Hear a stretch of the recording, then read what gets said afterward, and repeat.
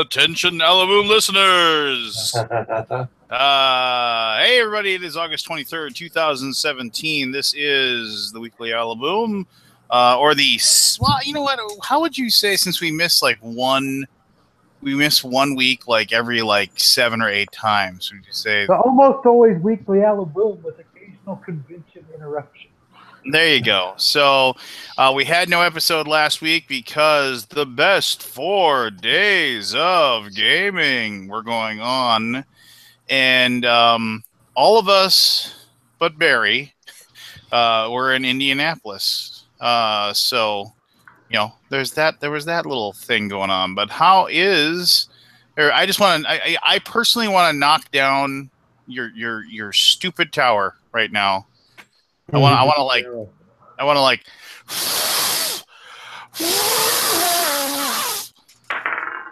No, it's not doing anything. You're too far away.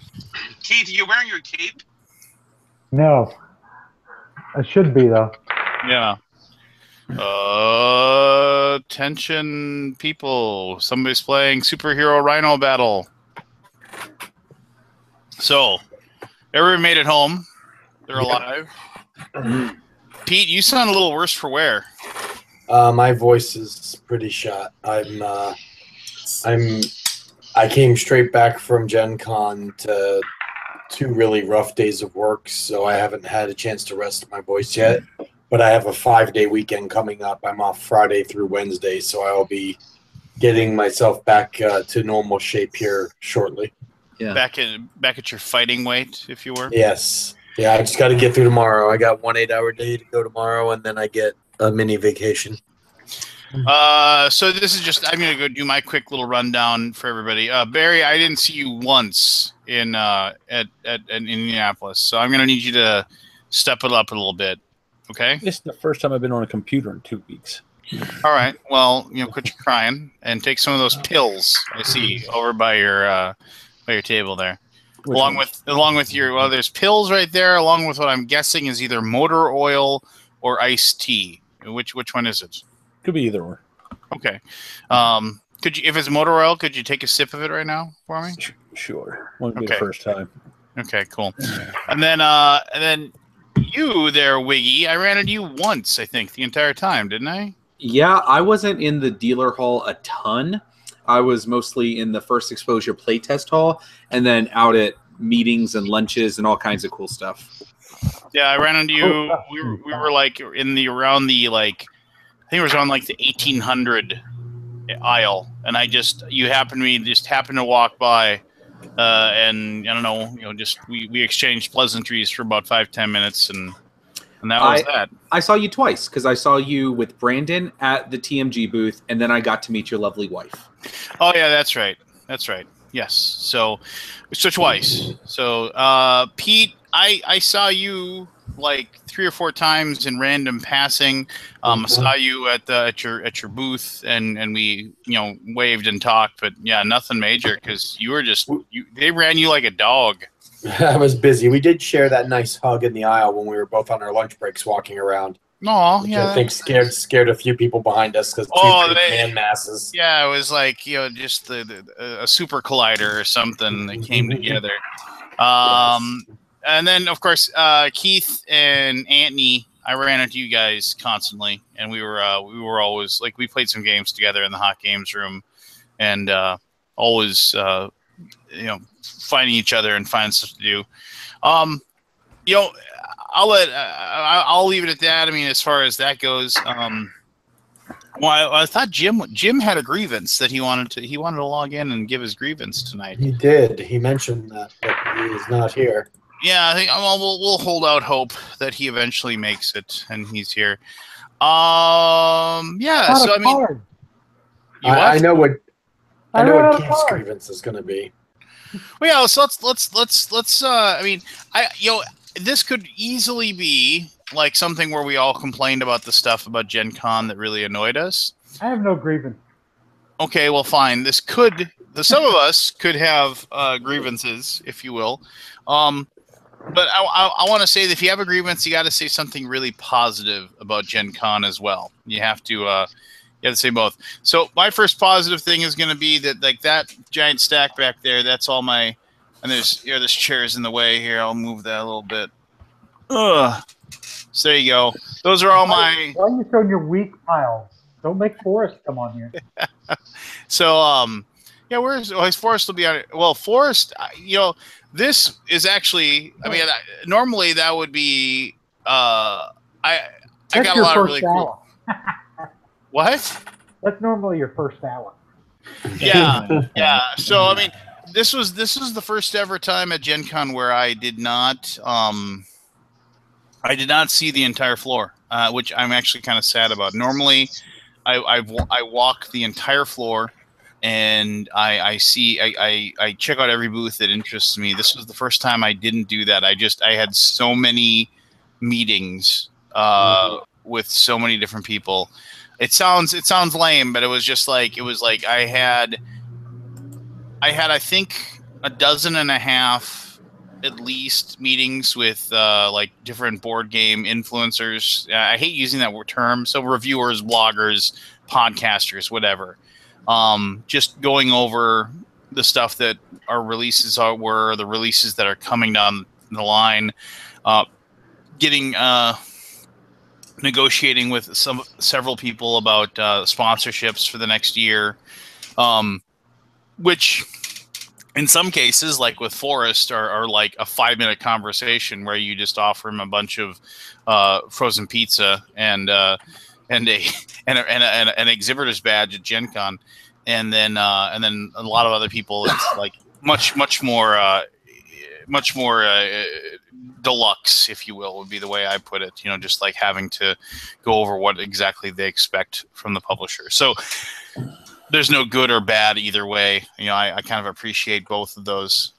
So I didn't get to see everything, right? I mean, I didn't pick up Shark Island until Saturday. Like last thing I did inside the dealer hall, and like the only reason I feel bad because that was like the last thing I needed, right? That was like the one thing I wanted to leave with. I totally blanked it out, but I happened to run into Brenner as I was walking down the aisle, and we started, and I hadn't seen him yet, and he said, "Hey, I haven't given you the tickets yet for their thing, their big party they have every time." I was like, "No, I didn't get that." And then so then we walked back, and I was like, "Oh, the Sharks! Yes, I need that." So wait, I walked over with you to get that. Yeah. Well, that was because Brenner, okay, yeah, I mean, and that was cool, right? You didn't even want a ticket, did you? I guess you lost my invite. Yeah. Where I didn't go to that one either. I ended up going to the Japanime one, and then we didn't make it over to the other thing. I had to see Forrest run around in a dress for way too long. Wait, the funny thing about the dress, did you see what Loader posted after? Yeah. So who wore it better? Yeah. Forrest or Zev? Yeah. It was quite good. So, but yeah. So no, I mean, so overall, the entire experience was a lot of fun, and it was really good. I think I avoided con crud for the most. Obviously, Pete didn't. He's sounds beat up, but yeah, I don't have the crud. My voice is just taxed, and I'm completely exhausted. But I'll get, like I said, I got a nice long weekend coming up here, so I just got to get through one more work day, and then I get some rest and relaxation time. I found myself just super, super tired like every single night at Gen Con. It was like there was no rally for me ever. Usually it's like, oh, I'm really tired. But like 1 o'clock, you kind of rally a little bit and you can kind of stay up later. But man, midnight. This one was a brutal one. This one, it was relentless. We never had a slow time at the booth until about 2:30, 3 o'clock on Sunday. That's the first time. That, Pete. What'd you say, bud? I know how to fix that. Make shitty games. Oh wait, that doesn't work. Those booths were crowded too. So, did you have copies of Rising Sun for sale? No, We had 50 pre-manufactured or early advanced manufactured copies, of which all of them but one were donated to the charity raffle. So people would buy tickets at $50 a piece for a 6 in 16 chance of winning a copy of Rising Sun. So we did 16 people raffles, and we gave out 6 copies each raffle. And then we kept 1 copy for our volunteers, and we did a raffle with our volunteers who volunteered, and 1 lucky person won it from our volunteer staff. So there were none for sale. They were only for charity auction, with 1 copy that went to our volunteers. Cool. Oh, But we did raise over $11,000 to the children's fund, so it was a worthy cause. Nice. Hey, Pete, I got a question about Gen Con for Cool Mini or not, from your perspective anyway. Is it a lot more difficult running Gen Con convention, not just because of the size, but because you have 2 giant areas? You have the spot on the floor, but then you'll have a massive area where y'all are running games the entire time in the actual playing hall, and I assume you're kind of in charge of that too? No, I'm actually not. I mean, I'm in charge of the volunteers there, but we actually have event coordinators over there that were actually be there on site. So it was my job, or was my job, to staff all of our volunteers for the show. And then once we get there, they break up into teams, and we have a staff over there at the event hall that manages them and their lunch breaks and their hours and all that. And then I handle the ones at the booth. But this was my last Gen Con as the volunteer coordinator for CMON. Was you moving on to bigger and better things in the company? Yes, yeah. I took a position that starts effective yesterday in sales department now. So I will not be running the volunteer crew anymore.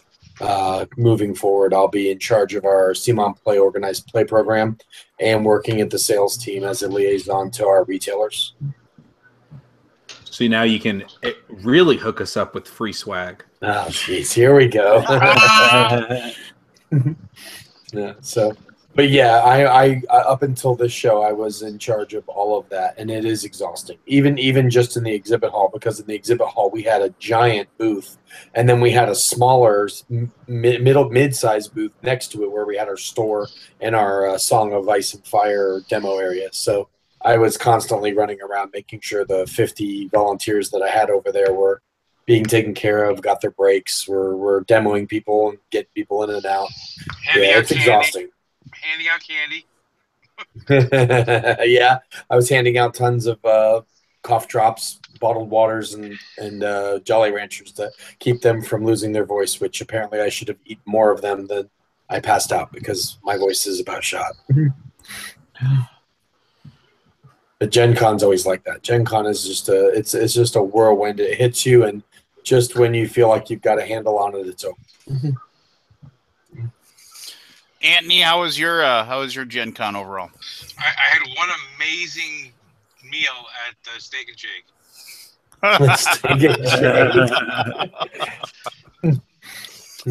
We actually talked about Mikey and I recorded a podcast about that meal, and that'll be on Friday when it releases. All the celebrities showed up.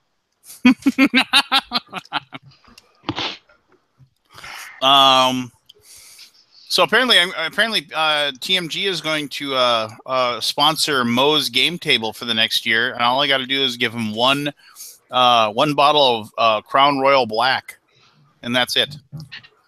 That's a hell of a deal. Yeah.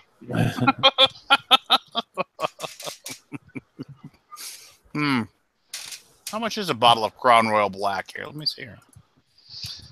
$5,000.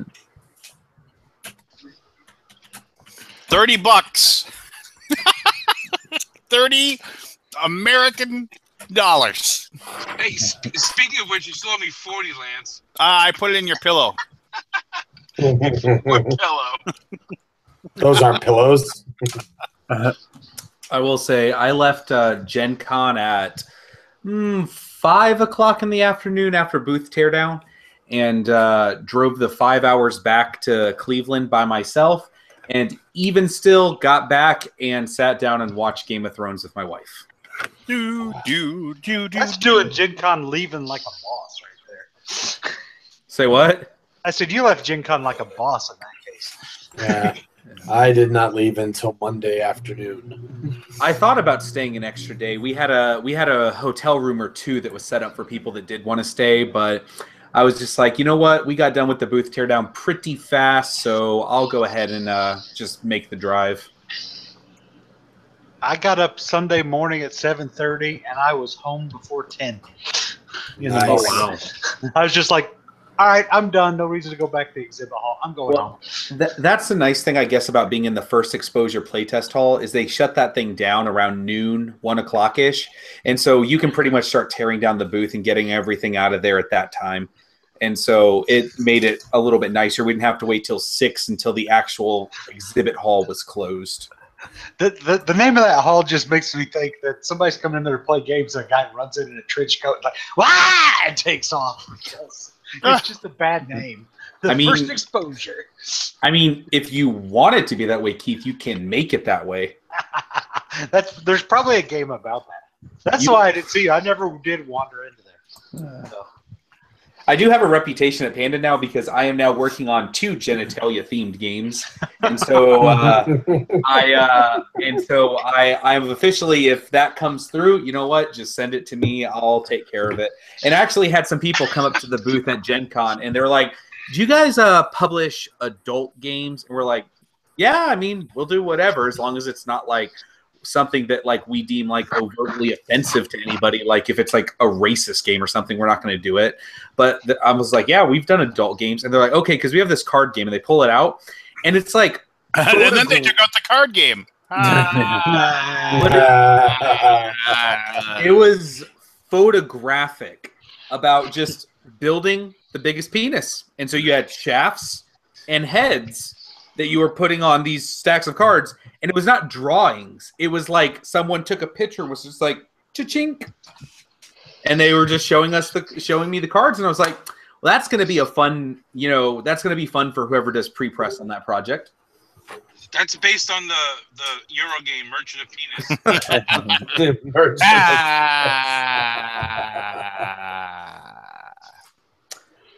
So it's interesting what people think is a good concept, but I guess it's like the counterpart to Booze and Memo then. Yeah, maybe. Well, I mean, I guess everybody's got their thing, right? Everybody's got their well, and I can have someone else's thing. I was about to say, I was like, oh, that's a good setup right there.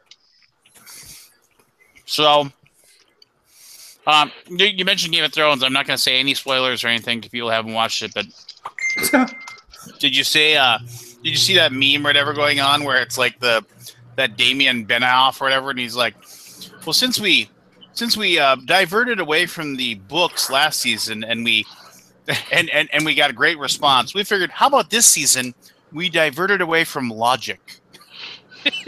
Just like. I saw that one. You've really got to turn your brain off at this point to enjoy the shows because it's getting a little too ridiculous. It's yeah. I've heard the pacing is insane. I'm just getting ready to start season 6, and I heard that the pacing really ramps up through season 6 all the way to the end of the season 6. Yeah, it does. I have a friend who was a dungeon master, and he used to just say, "I have a story to tell" or whatever. And if the players need something so I can tell that story, or if I need something to happen so that I can tell that story, that thing is going to happen, or the players are going to have that thing. He didn't want any fluff at all. He would be like, if you were in a situation where, in order for us to succeed, we needed a covered wagon, he would just shoehorn a covered wagon into a spot where we would have it and have access to it and need it, just so you could keep the story going. Because he didn't want to waste 45 minutes of like, okay, let's go and see if we can find a covered wagon to buy. He just said, actually, the farmer nearby has one. He just gives it to you. Oh, okay. Well, then we have one. And it was just, I feel like we're in that world with this season. You're just like, well, we need this to happen so this can happen, so it just does. Oh, No exposition. Move forward. Let's go.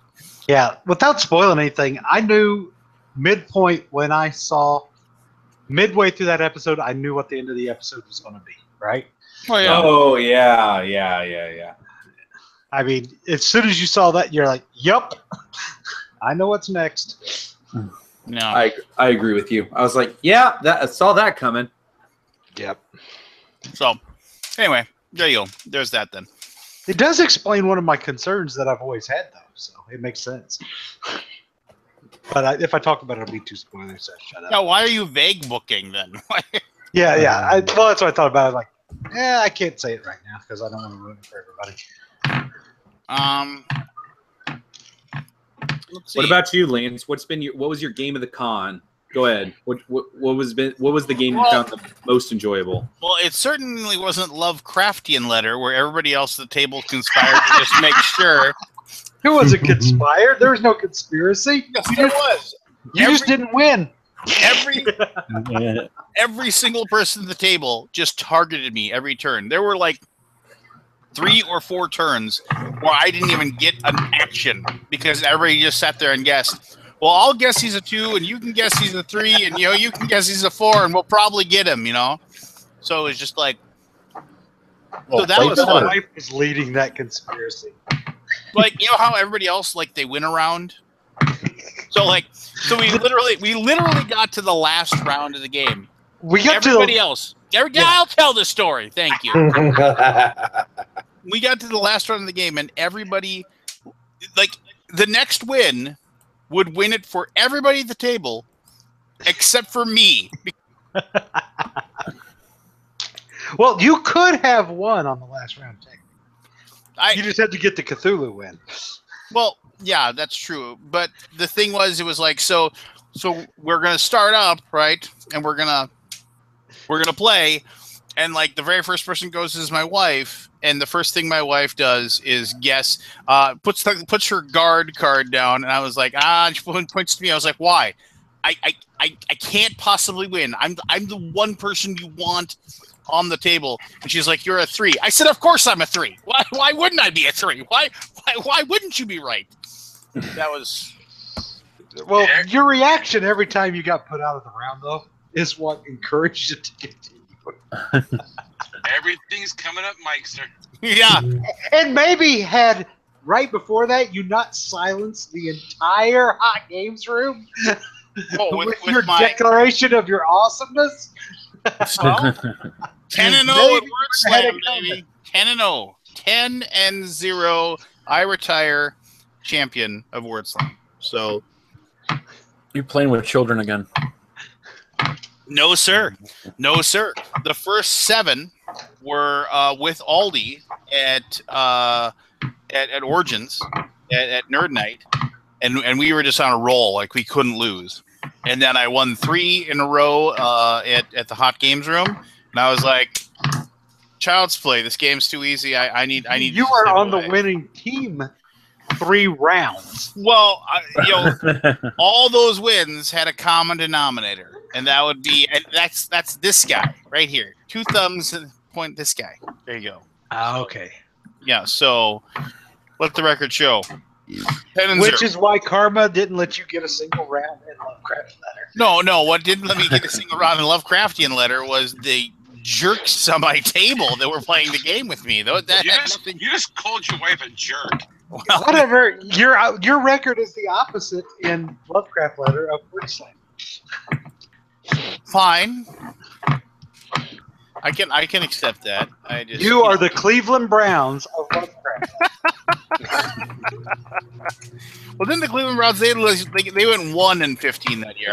Once in a while, but sure. I will take the Detroit Lions of Lovecraftian Letters since I didn't get a single win. You are the Minnesota Twins of Lovecraft Letter. Hey, we got 2 World Series victories to our name, so that's not the case at all. So you can back off. And I believe we beat the White Sox again today. So, what the hell was that? I have no idea what that was. So, but anyway, I don't know. Jim, it's Jim, everybody! Woo!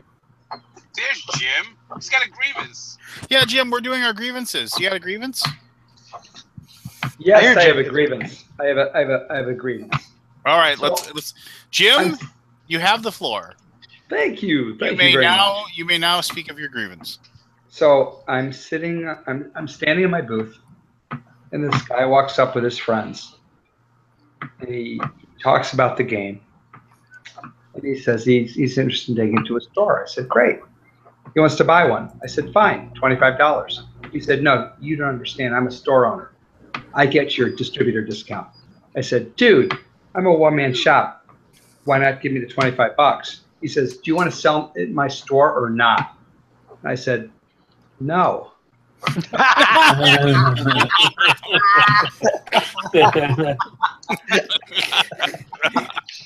So I said, look, if you want something cheap, come back at the end of the con. I'll give you a demo copy, and you can try that out at your store if you like it. And you can order some to your distributor. He never showed up. But it pissed me off that he was like this pompous little guy that said, I want my distributor What was discount. that pompous little... You know, I'm sorry. It's a family show, right? Not really. Fuck yeah, it is. So anyway, that's my grievance. It's like, look, I understand that you're a store owner and you get stuff from your distributor and you pay like 50% or 52% or whatever it happens to be.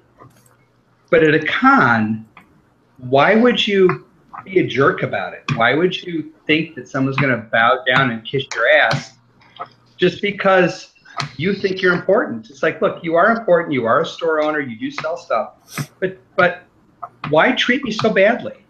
So that's my grievance. You know why you do that? Because you're the same kind of person that runs over everybody just to buy a game. That's why. Because people are dicks. Yeah. Yeah. It's for $24. You got this. I was happy. Yeah, I don't know. That's my grievance. I finally have a grievance on your show. You feel happy now? No, that's good. Yeah. You want to sell my store? No. No. It's a, You kind of won that one. What did he do? Did he just stare at you dumbly? I'm sorry, what was that, Keith? Did he just stare at you with a stupid look on his face after you said that? No, he didn't. I wish I did.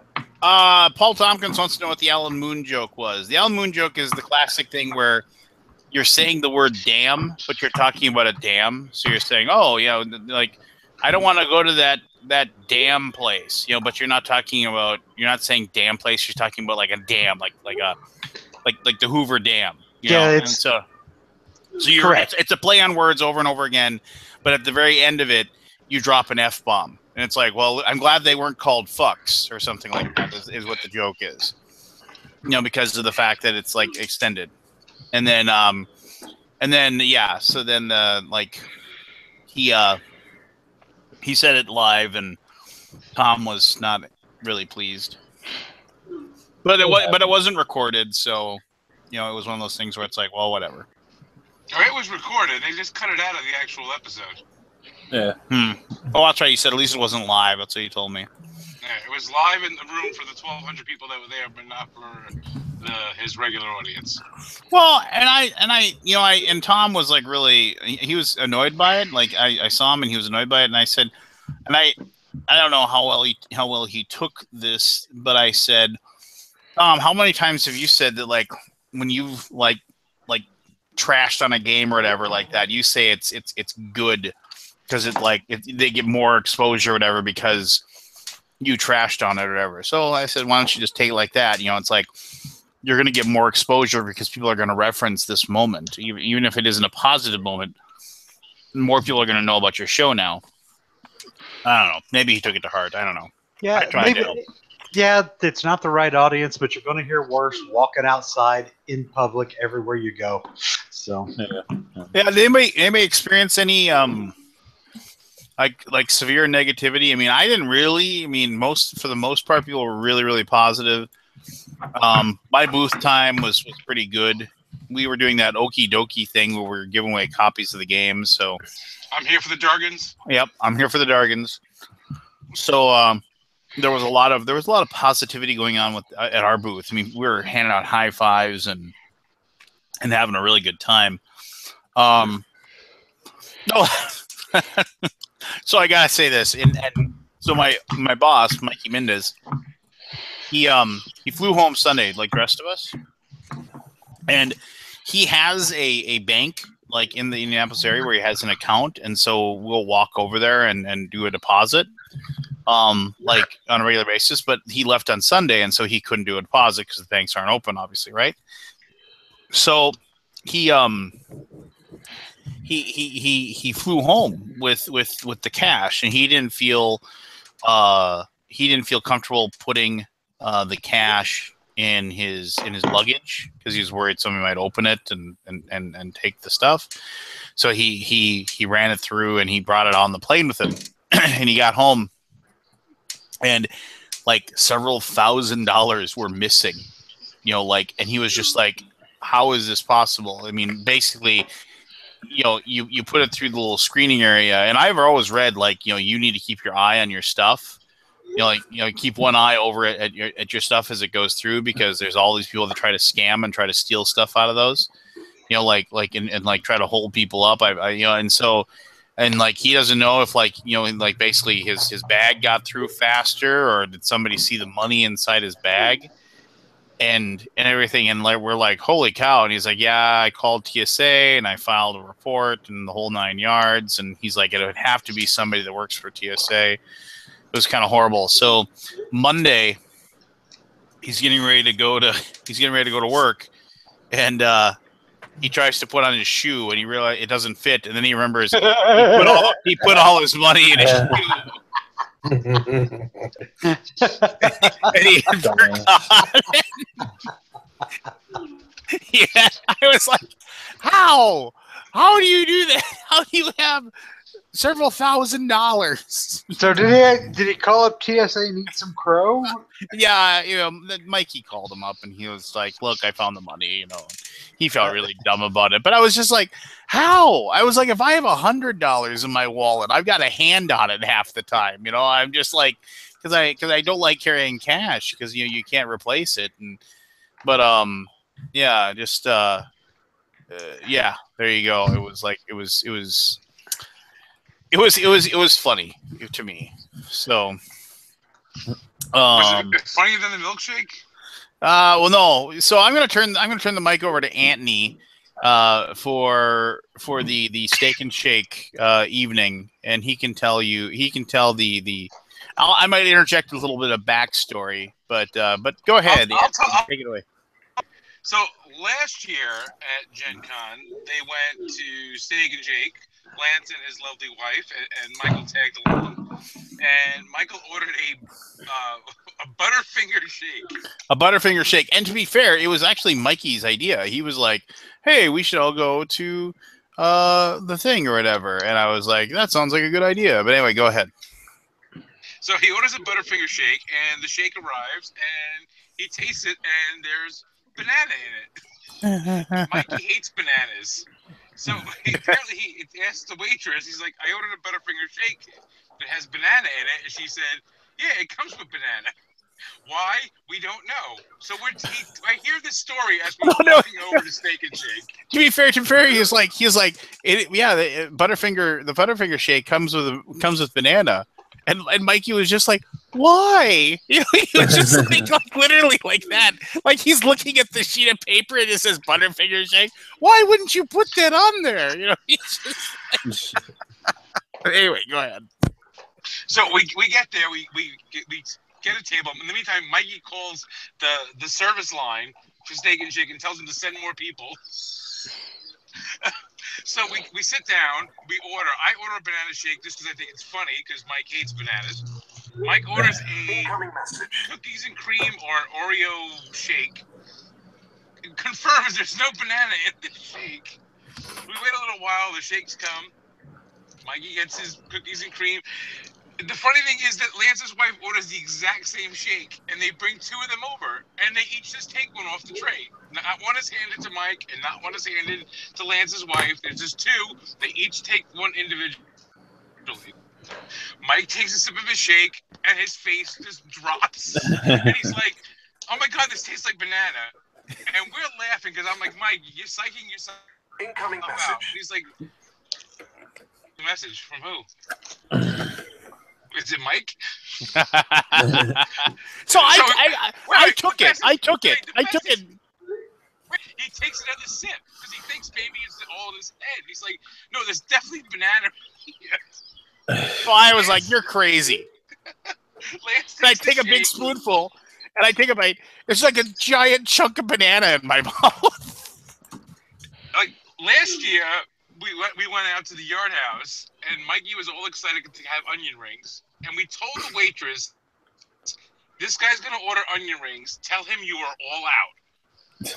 So we didn't even set this up this year. If we did, it would have been great, but we didn't, which made it even funnier. And we were dying. Mikey had to leave the table at one point because he was laughing so hard and had to go outside. It was quite good, and Mikey firmly believes we're screwing with him. Like somebody went and talked to the waitress to have it made that way, but nobody did. It was It was just karma. Yeah, he's just cursed. He's just cursed, and then of course you brought him the. And the next day I brought him a banana, and I wrote it, Mikey, why won't you love me? It was quite excellent. So yeah, it was not without its trials and tribulations or whatever. So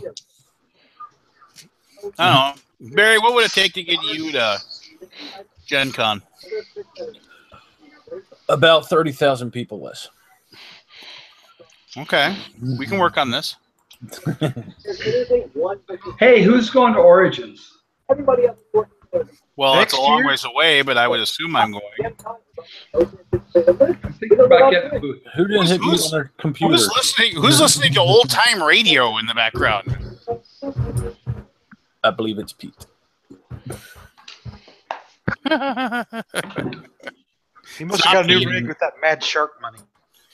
Oh yeah.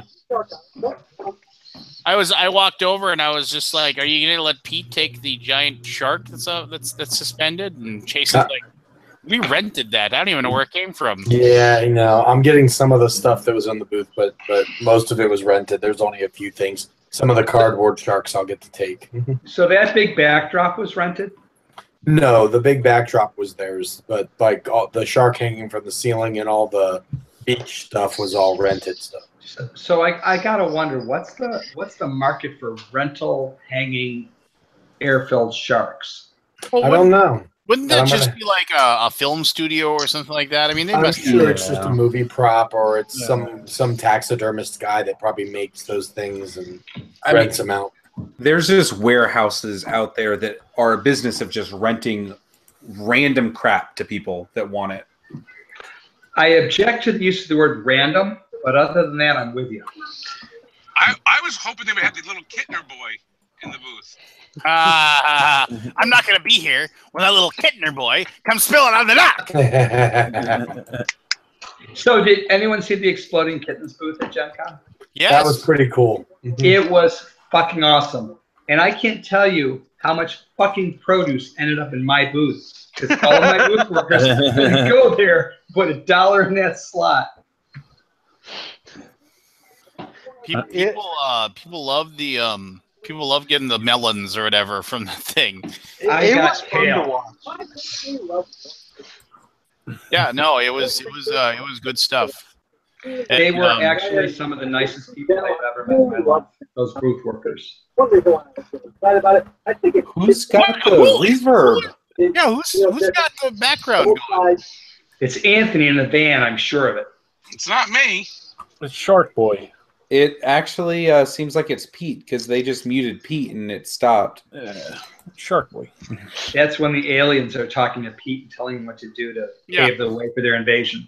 Yes, make more shark. All right, so I've discovered a new TV show my kids have been wanting me to watch for years, and I absolutely adore it. If you haven't seen it, which I'm sure you all have, Rick and Morty. Oh yeah, Rick and Morty's. Oh my god, I'm such a fucking latecomer. I love it. No, it's. Are they on season 3, 4? They're on season. I've only watched the first 2. Yeah. Oh, I wish I was you. I wish I had all of that to watch, and I honestly, I mean, I'm so envious of the fact that you are able to get into it where you are, because it's so good. Oh, it's so good. Peace among worlds. I know. Tiny Rick! Tiny Rick! Pickle Rick was from this most recent season, and that is really good too. Pickle Rick is my favorite. Oh, My favorite is that episode with the parasites. 6, Morty. There's only 6 of us. and I showed it to a couple of friends, and I didn't notice till the 3rd time I screened it that Mr. Poopy Butthole is in every scene in the opening sequence. yeah, in that episode. Unbelievable. So good. Yeah, Mr. Poopy Butthole. No, that's just a great line too. It's like, we have to remember each of us and who we are. Yeah. It's like, you got it, Rick. Thanks, Mr. Poopy Butthole. He said he's sorry you don't have any unpleasant memories of him. Yeah, that was was a great show. That was a good thing. When they finally just start shooting everybody in the room. I bought that game at Gen Con. It's one of the 2 games that I got. Which one? There's like 5 Rick and Morty games. The Rick and Morty Total Recall episode. Oh, okay. Where it's I guess it's like a werewolf type game. Because last year was Mr. Meeseek's box of whatever. I'm Mr. Meeseek. So I'm in Gen Con. I'm in a fucking stall. And when you go into a stall, the rule is you mute your cell phone, right? So the guy next to me, his cell phone goes off. I'm Mr. Meeseeks. Look at me. It was hilarious. It's good. That wasn't his cell phone. I think the best part about Rick and Morty is the fact that it's smart TV too, right? Yeah. You know, it's like they actually there's all kinds of weird theories about it too, which was there's all kinds of like if there's an episode where they go all the different realities, and there's this huge theory that people have shown that the Rick and Morty we're watching are not the original Rick and Morty that we started watching the very you know, that's a different Rick and Morty. I just love the fact that he's like, you see that I'm not your brother. My grave. Yeah, I'm not your brother. Your brother's buried in the backyard. Yeah. You better get your shit together. That's too funny. Well, I'm glad as part of the Rick and Morty world, we're glad to have you aboard. So I am so glad to be aboard this train, and I'm so glad I have season 3 to look forward to. It's on now, man. Mm-hmm. Get the Adult Swim app on your iPad and go watch it. I actually just made an account on Adult Swim tonight. Yep, totally worth it. Go watch it. Go watch Pickle Rick, if nothing else. Oh. Pickle Rick is so good. Just, I'm Pickle Rick. It's just funny thinking about it. I haven't seen it. It's fun. And then I can't remember what was the other episodes or whatever. They're all good. So my son said that he liked that everything in the openings is in one of the episodes, except for the big Cthulhu monster chasing him. Has not been in an episode yet.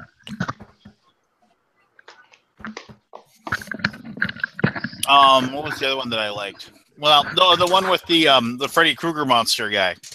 That was one of the first ones. That's like episode 2 or 3. Yeah. Oh, yeah. Oh, bitch. Oh, bitch. I like the Cronenberg one too, and they call it Cronenbergs. It's Cronenberg world. Look at the Cronenberg stuff. Just so many things that are good, like when they're looking for another Earth to live at, and they're like, "Well, this is pretty nice. Oh, this is pretty good." Then the sun, tiny little planet, and they hit it, and they go, "Oh, I thought it was farther away." I just like the one where the sun comes up, and the sun. How long are the days on this world, Rick? 42 hours.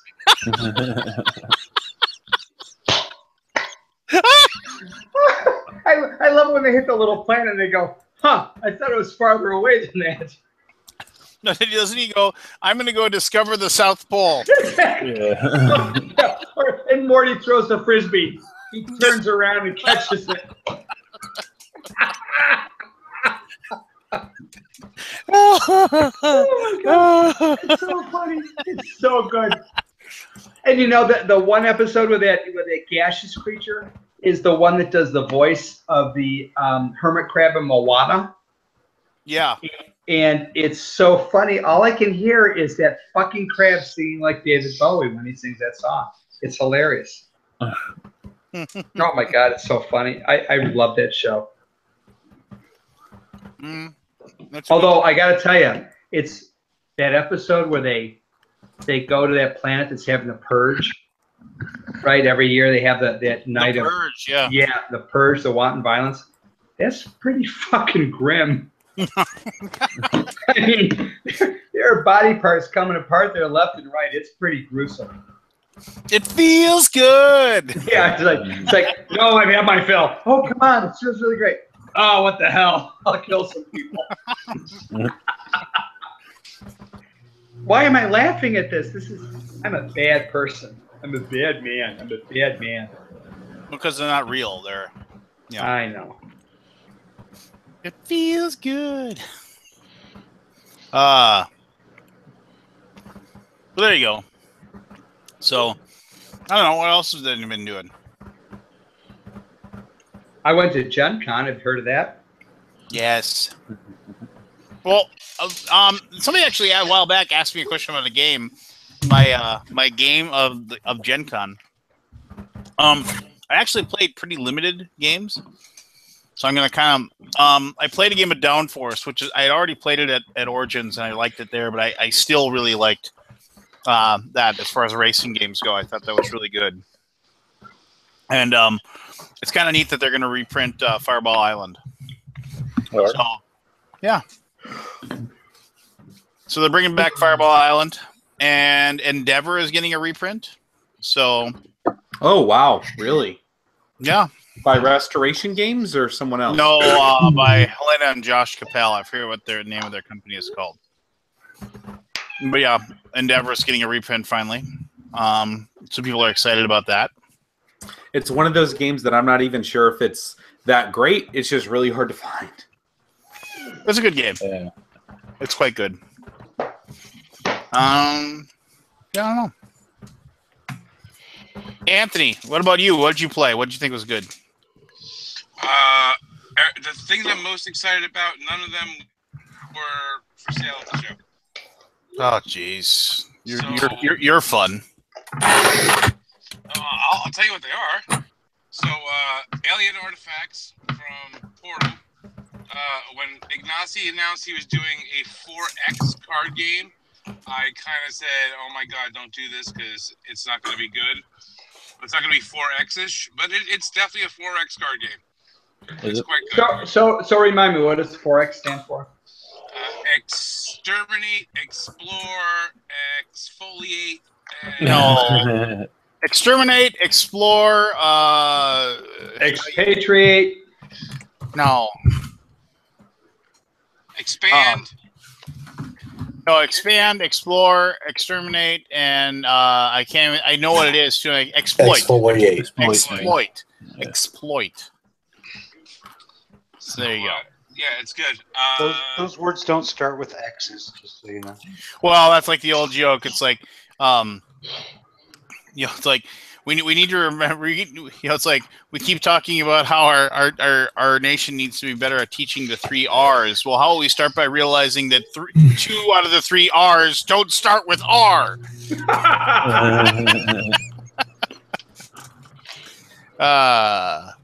Good stuff. So Merlin from Queen Games. I played that. That was okay. Agra from Quinid Games. My God, the production on that thing is ridiculous. Yeah, it is. I didn't get to play that, but it looks. Did anybody play Photosynthesis?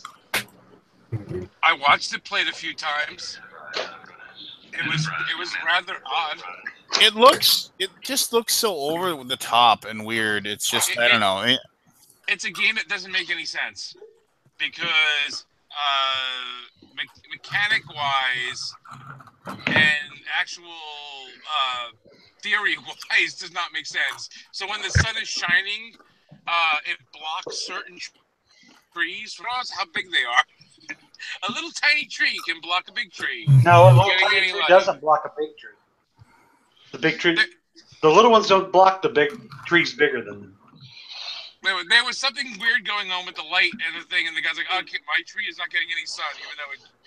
Well, the weird thing is, like, you can have a 2-tall tree 3 spaces away from a 3-tall tree and still block, which doesn't make sense from a science standpoint, but it would be more complicated, I think.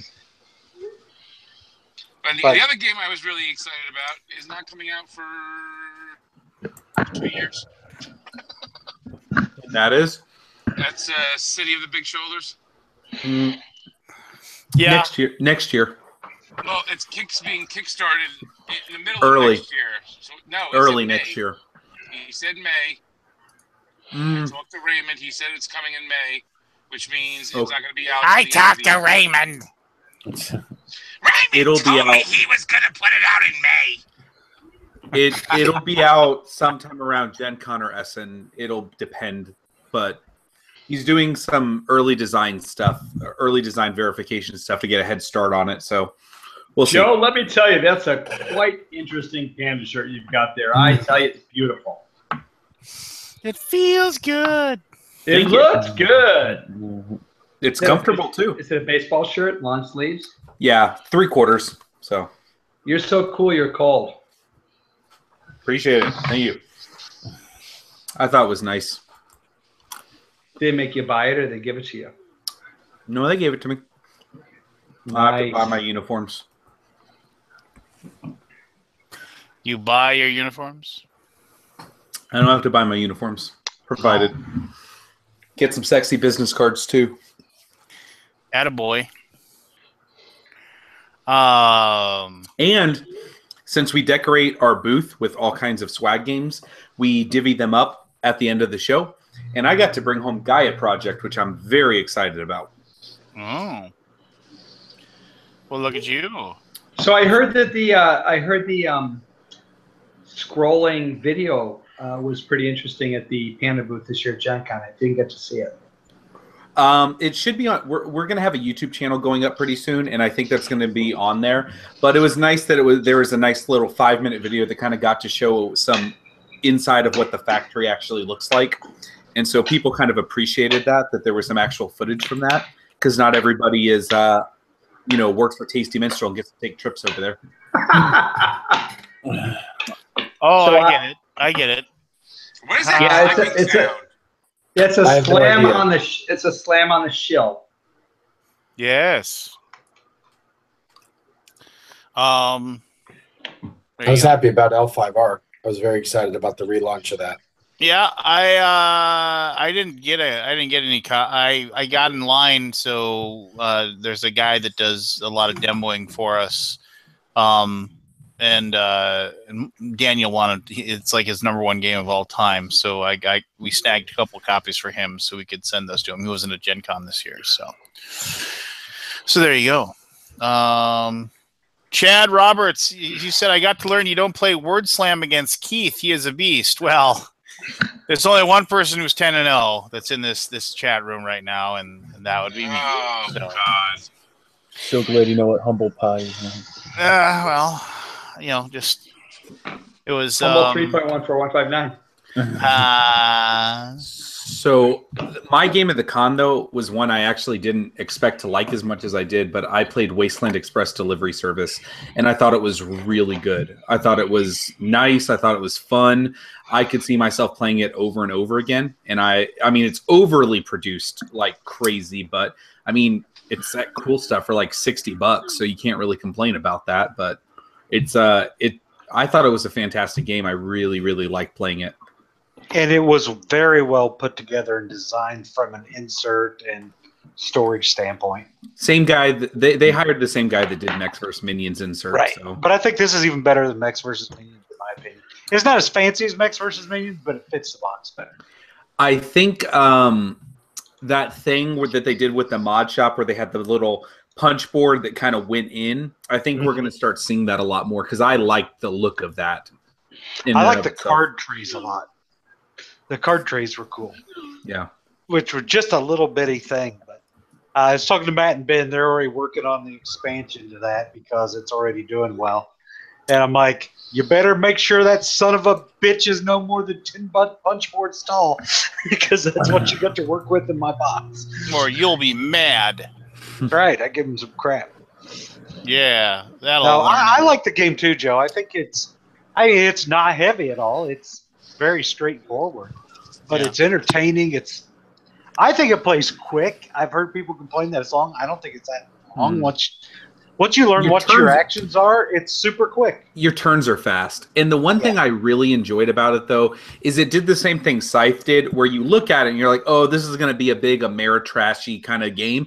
And it's just like a good Euro, like in the middle of it, but just has a lot of theme in it, you know? Yeah, I mean, you're rolling the dice, but I mean, the worst case, okay, I take 1 damage. What do you freaking do, right? And the damage doesn't affect you that much. No, you buy a couple of hit point wagons and you're good to go. Yeah. It's a good point. No, I took all military stuff on my vehicle just because it was my first time playing. I was like, I'm just gonna go see if I can go attacky and see how well I can do at this game, and it worked out pretty well. I just basically went and took over the Raiders. Took all of their stuff. Didn't have to buy anything. The game I played, nobody bought anything because what we wanted wasn't for sale. And player one action ahead of the other player would have won. So it was that close. So we enjoyed it. Did anyone play, what is it, the thing, Infection Outpost 31? No, but that booth was crowded all the time.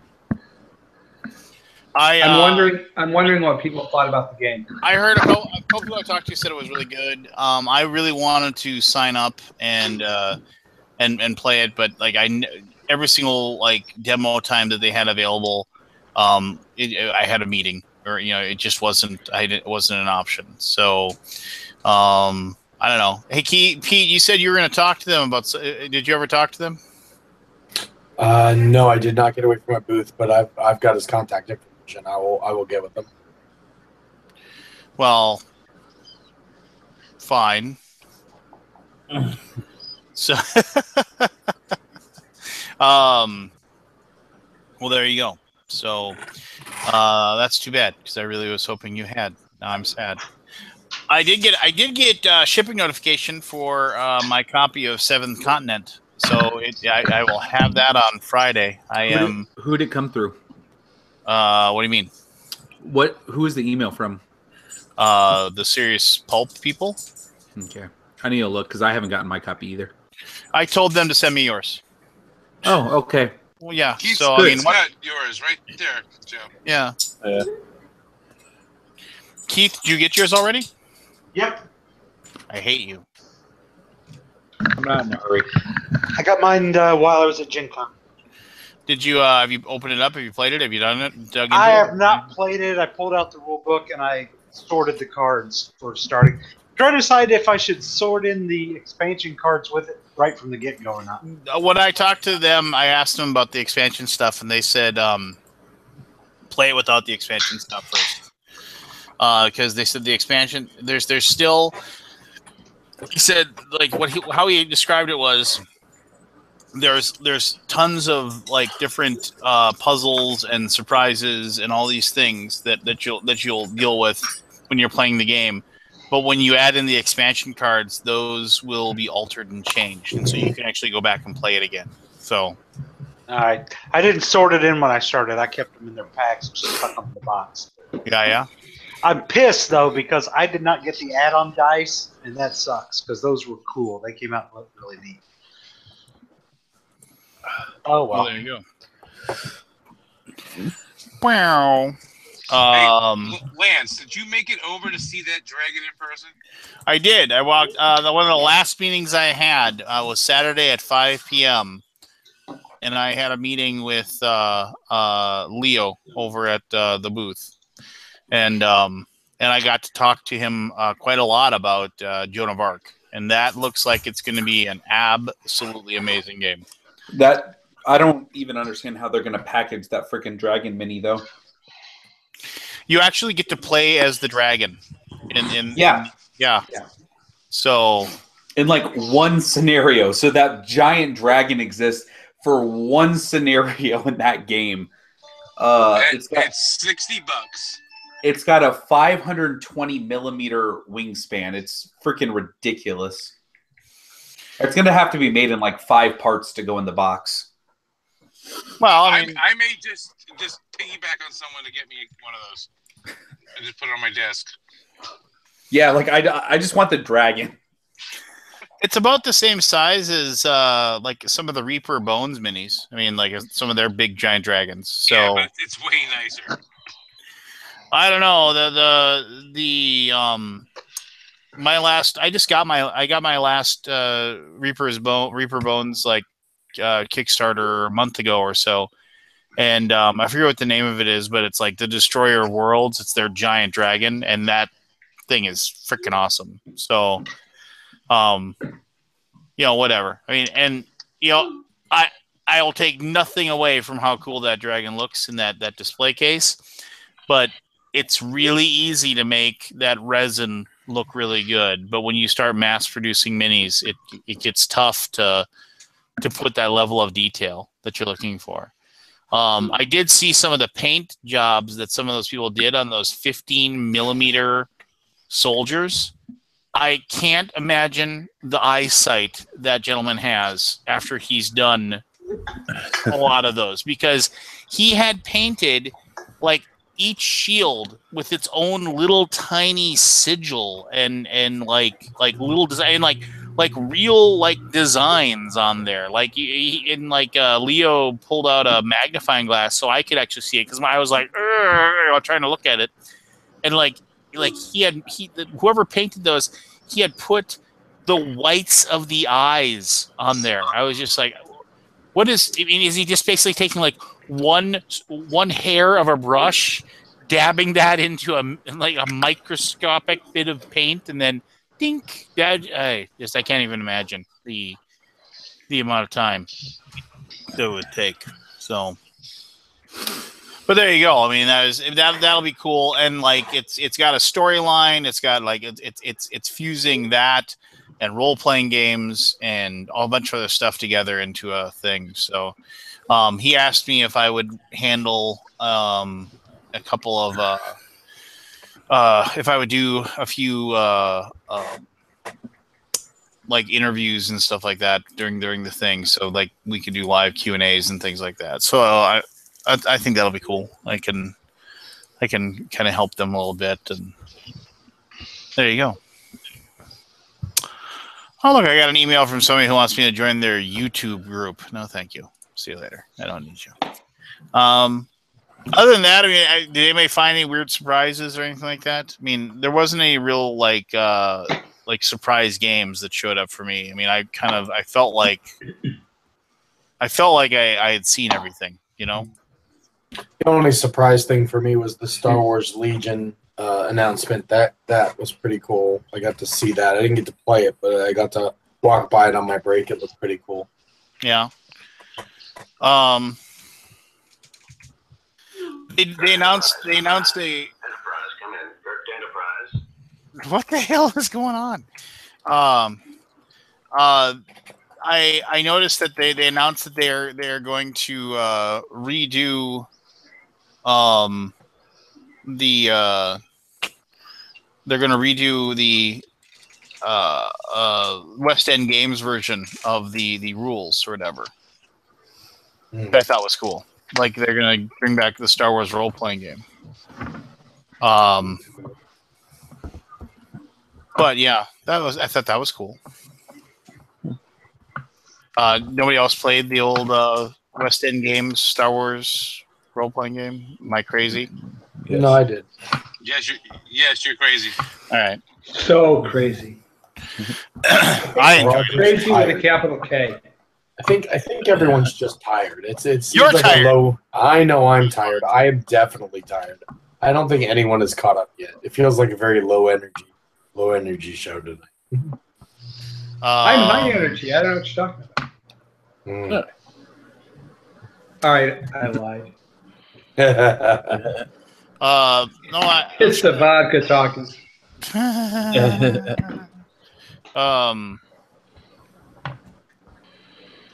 What about oh god, I can't remember. Say Game of Thrones so I can shut the machine down. The Bob Ross Joy of Painting game? No, I did not pick up. Did everybody pick up their copy of Kama Sutra and Come Together? Oh, I want to get Kama Sutra. I forgot about it, actually. I was going to that get for sale there? Yep, they sold out too. Dude, oh, I want to get that game. It's for a good party game. $20 American dollars.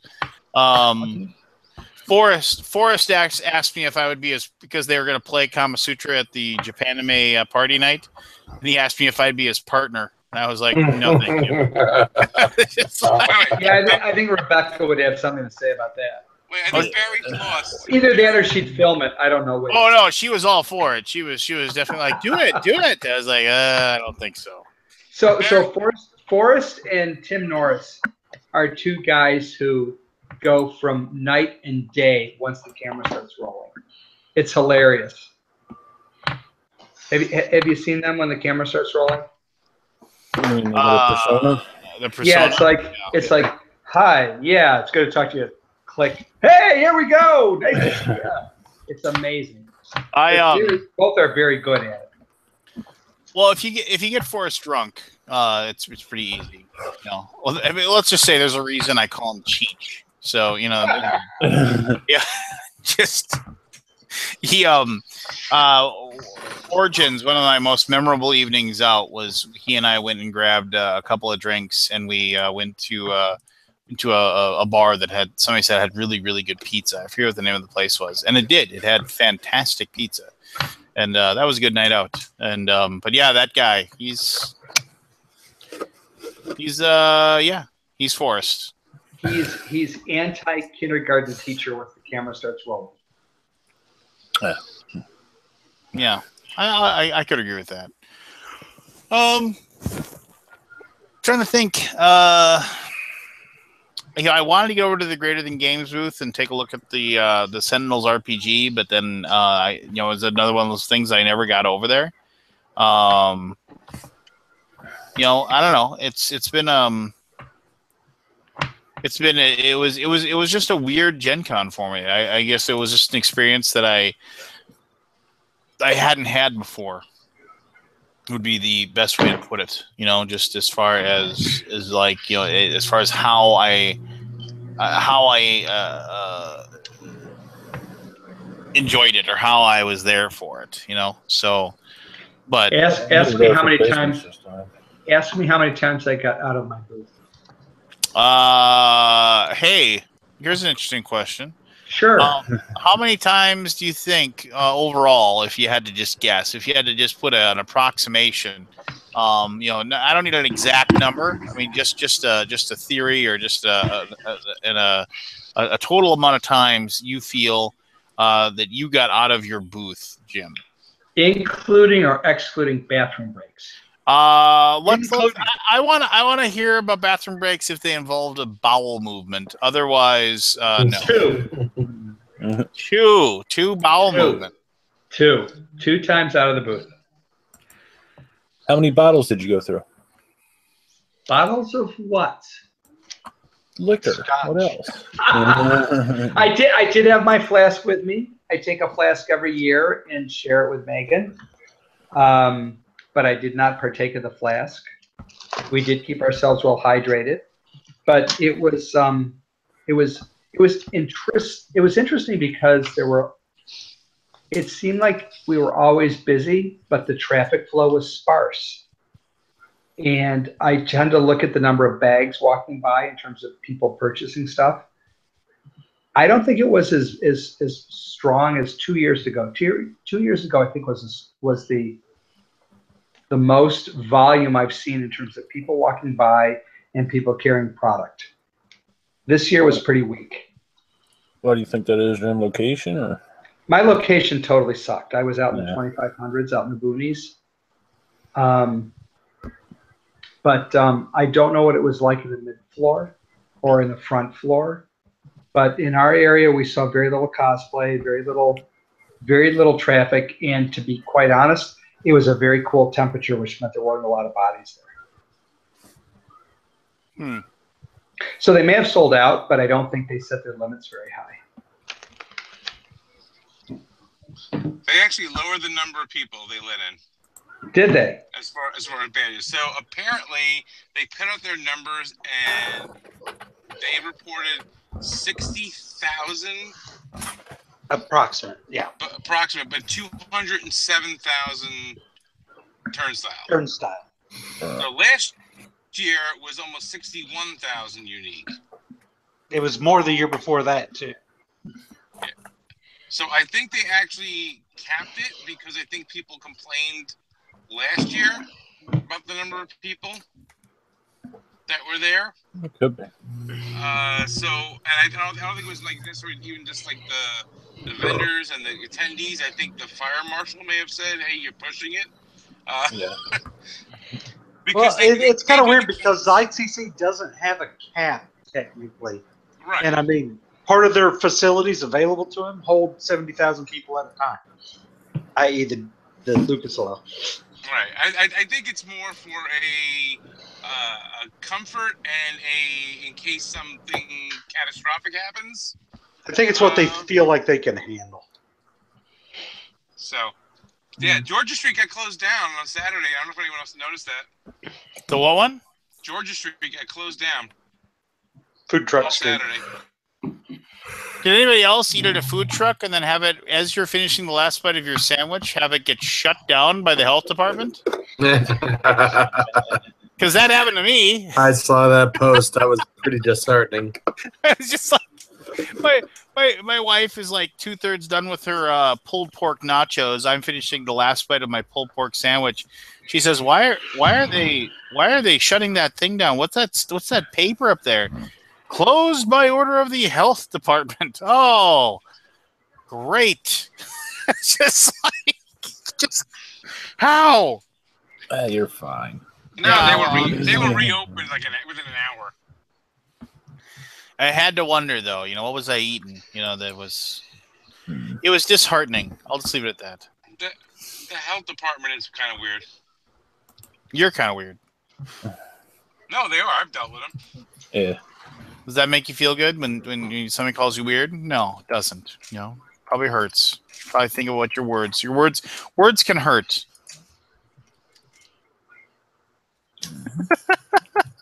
Especially if they're made of wood. All right, so ask me what my best purchase was of Gen Con. Jim. Yes. Random question. Go ahead. Well, yeah. I mean, I just, because we talking about a lot of things, and this is just something. I mean, it's purely subjective. So I just want you to kind of think back, and if you can remember, and purvey the options that you have available to you. But looking back and thinking about Gen Con and the places where you may have exchanged money for goods and/or services. What was, in your opinion, the best purchase you made while at the convention? Well, I've got to tell you, Lance, it comes down to one of two things. Number one, I purchased a beautiful fountain pen from Pens and More. But number two, Total Recall game. I'm so psyched to play it with my kids. They are going to have a freaking ball with it. I'm so happy. I can't wait to break it out. Best $15 I've ever spent in my life. You could have come over to the Taste Mutual Games booth and said, "I'm here for the Dargans" or whatever, and gotten a free copy of Okie Dokie. Or let Michael just throw one at you. Theoretically, yes. That was actually a pretty good. That was a pretty good thing that we did. It definitely worked out really well. So. You know what though? When you were there with Rebecca and everybody putting those together, you looked like you were in the 7th layer of hell. What are you talking about? What together? When you're cutting and taping the flyers on the back of the Okie Dokie. Well, I mean, Lance was so against it, right? Like, I don't know if this is gonna work. No, this is gonna work. I'm just taping this stuff. It's not gonna work. It's not gonna work, and it worked.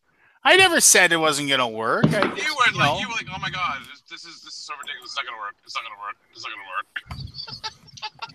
work. There were several. We gave away several copies of Zooscape, and one lucky person got a deluxe version of the out of print version of Yokohama, and that person was obviously pretty happy. So I had 3 really good experiences at Gen Con. Oh, how many of them involved wearing your pants? I had my pants on for all of them. Probably Lance was happy because I hugged him. That was one good experience. The other good experience was seeing Anthony, which was nice. And you got a personal letter on one of your boxes. Yeah. Oh, fuck you, douchebag. Wow. Oh, man. Jeez. And I say that with as much love as I can muster. Hey, do you kiss the dice tower with that mouth? Oh. I lick it and claim it as my own. And the best experience was when Keith meandered over, watched a couple people play Bemused, and looked at me and said, "This is not a social deduction game." And I said, "Oh shit." It truthfully is not. You are not trying to hide. It's no hidden role social deduction. Oh shit, chat. I like know who you are the whole game. I like it when Jim's had a few. Anyway, Oh, I've had many. I got my trophy back from the trophy. Don Lippert, awesome. Yeah, Don Lippert's he won 2 years in a row here. But you notice that like in my league, not cover his name. There's 3 people in the league. Craig, no, Don, there's only and Lance. and 6. No, there are only 8 of us. But in 6 years, only 2 people have won the championship. Lance, why is your name on there? What are you covering up? Nothing. I looks won. like 3 people have won the championship. Oh yeah, 3. Sorry, 3 people. Lance 3 people have won. 3 people have won it twice. It's like a fucked up version of Highlander. There could be only 3. Yeah, yeah. That's the world's greatest drafting league. So here's a weird Gen Con story. Yes. So every time I walked by the TMG booth, Lance gave me a poker chip, like I was a friggin' croupier, and he was tipping me. Wait! I haven't heard that word before. What's a croupier? The croupier is the guys that run the crap table. Yeah, with the little hook. Ah, I didn't know they had their own But name. like, I would walk over, I would talk to him for 5 minutes, and he'd just hand me a poker chip, and then I'd walk away. A poker chip that was the playtmg.com, the official the Taste of Missile Games podcast, which everybody should listen to because it's awesome. There you go. You can find us on Stitcher, iTunes, and Google Play. That was a plug, right? You shall. That was totally a plug, yes. But I'm over it. So, Leaving Earth, which is like one of the best solo games I've played ever. It's very mathy, but I would strongly suggest if you like solo games and if you like sci-fi games, Leaving Earth is good. But they have a new expansion called Leaving Earth Stations. I'm excited. It releases in September. So there you go. I wanted to say, anybody who likes playing games solo, Leaving Earth is fantastic. I bought a game to play solo at Gen Con. Kama Sutra? Too Many Bones. Oh, yeah. That's also a derivative of Kama Sutra. Too Many Bones. No. Too Many Bones is also fantastic. And Chip Theory Games is knocking it out of the park right now with that. And Adam gave me a copy of Triplock, which I was like, I don't know. But that's really good. It looks pretty neat. I almost bought it too, and I decided not to because I'd already dropped freaking almost 2 bills at Chip Theory games. But you got the full simoleon of. So I went to that booth Friday morning To buy get a myself tray. a leather dice tray. I leave with the game, 3 heroes, and 3 fucking dice trays. Because the dice trays were free for every $50 you spent. So you coming? Yeah, he did. What are the heroes? What were the heroes that he had available? I didn't even see. Nugget, Gilly or whatever, and well, I get it from here. Tink, maybe, or was Tink in the box? I don't know. I'd have to look at mine. Hold on, I'll tell you. Yeah, Tink was the last one. So the 3 out of the box heroes. I think I only have one of the out of the box heroes. I need to get the other ones. Yeah. The deal was $125, which is the price just to buy. That's the MSRP of the game. But they threw in 1 character and 2 dice trays, and then I bought 2 more characters after that. So here's the dice trays, right? Yep, they're pretty cool. That's what sucked me in. So like, okay, so you think, oh well, it just looks like it's just a piece of leather or whatever, but you flatten it out. And it can just sit in your like bag or whatever. Then you just put the little snaps on. Here, as I'm trying to do the last one, I'm not doing a good job at it. But as you put the snaps on, and you make a dice tray. Woo! Just like little chip trays that people make out of felt, but nice leather. Yeah, really nice leather. Like double stitched, 2-sided, fancy. Yeah. And then the game is completely waterproof. Oh, yeah. Well, that's a benefit. So it's all plastic cards, plastic sheets, neoprene mats. How about if I come over and pour a bunch of water on your games there, Joe, and then you'd be like, "Oh, I wish all these were completely waterproof." You're right. I probably would wish that at that point. Yes, at that point you would. So I'm gonna find your home, and I'm gonna. So what if I came over and urinated all over your collection? So I did put together some initials if you guys want, but yeah, whatever. Let's bang it out. Let's do this. I'm not gonna try. So when I win, it'll be that much more blessed. Good. Well, yeah, I'm curious because I've never put them together before, so I'm curious to see if it's terrible or not. It'd probably be terrible, but that's fine. I think we might retire initials. Just name Anthony the Grandmaster and maybe come up with something else. Well, we'll let you win, Lance, tonight, so you can retire as champion, like everything else. No, I will take my destruction of you, and I'll hang my hat on that as the person that. Wait, the last time you won live from Ford Explorer Studios. Yeah, well, yeah, you can make up any excuse you want and try to paint a picture of whatever. The bottom line is that you lost and I destroyed you. The Cubs beat the Yankees one damn time. All right. Nobody will let it go. So I don't think any of these are going to be super deep cuts tonight. So I think everybody should have a pretty good chance of at least getting a couple. Super deep cuts. That's like actors and actresses from like the 20s or a news anchor from like Denver, Colorado back in 1854. They're just people. So anyways, the initials are S.M. Oh, we've heard that. Superman. That's one word. Whatever.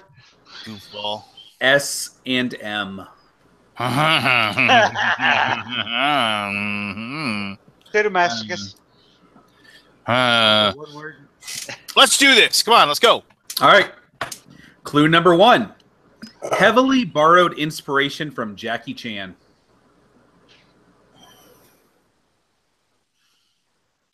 Okay. Number 2. Origin date 1985, though the true origin date is hotly debated amongst fans.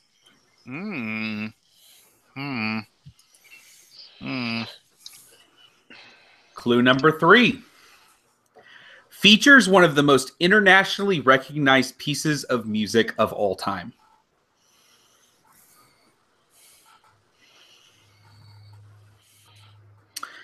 Number 4, has a younger brother.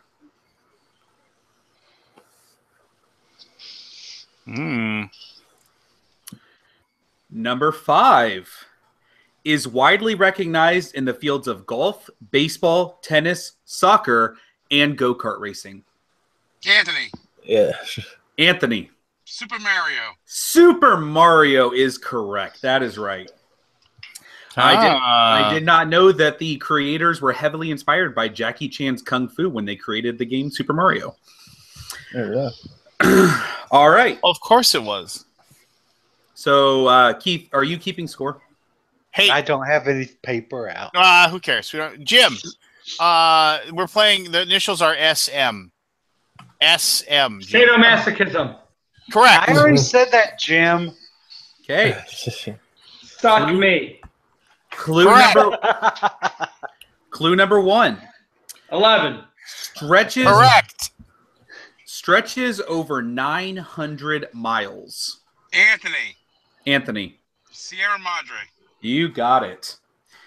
Contains the origins of mankind. Thoroughly demonstrates the conditions of spaceflight. One prominent feature is that you can catch an STD. And number 5, large arguments over whether they are simply just simulations and not games. Sierra Madre. Okay, next one. Number 1, have been around since the 1930s. Number 2, exploded in popularity during the Great Depression. Number 3. Anthony. Soda machines. Wrong. Number 3. You can probably make one yourself with items you have laying around your house. Pete. Single malt. Wrong. Robots doesn't start with M. Number 4. Though the original colors were gray and red, they are now featured in a variety of colors.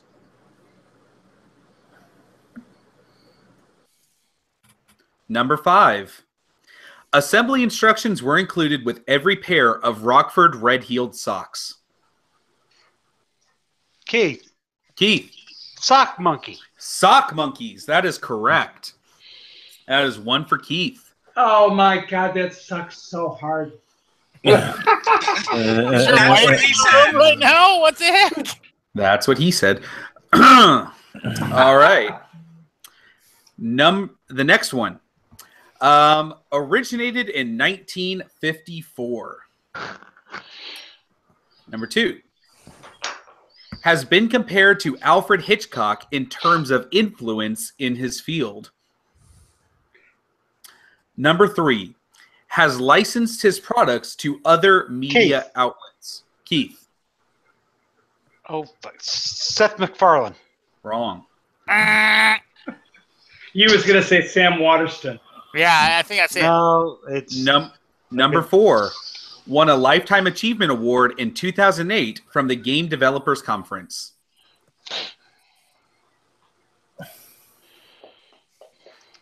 And number 5. Most people on this podcast get very excited when he releases a new product.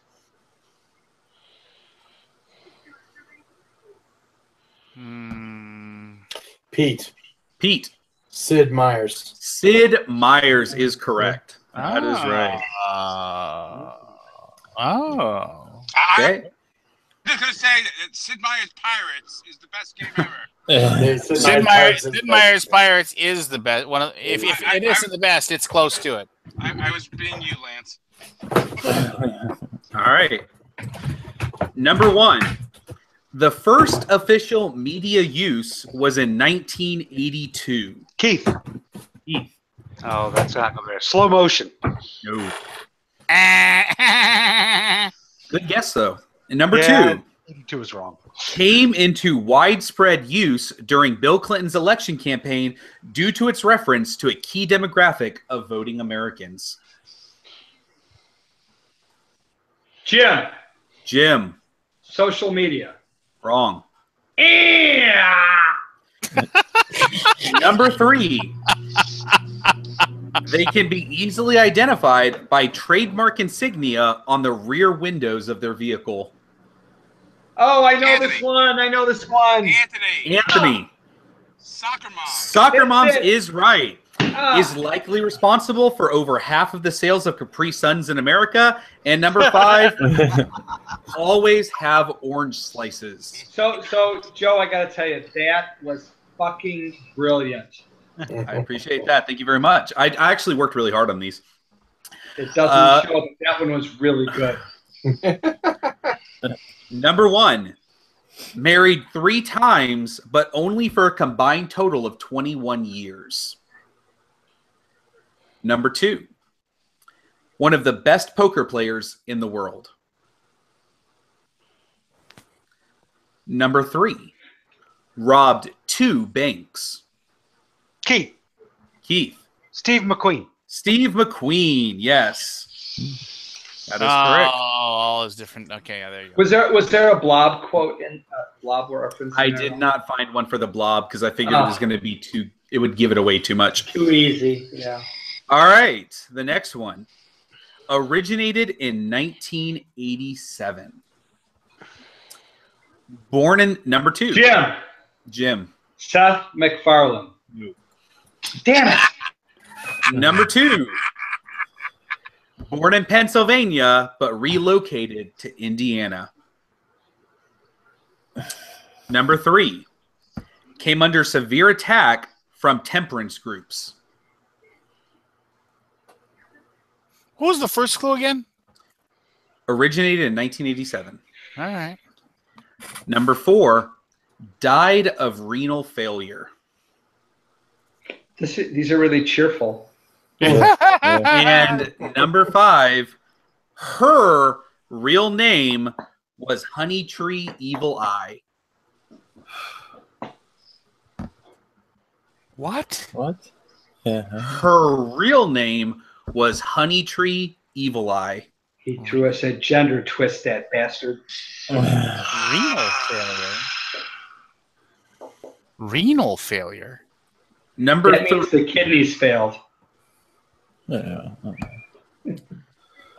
came under severe attack from temperance groups. What was the real name again? Honeytree Evil Eye. Honeytree Evil Eye, born in 1987. We can work on this together, guys. Look if we can figure this out. Hold on. So we know she was a drinker. It wasn't liver; it was kidney. Jim's on to something.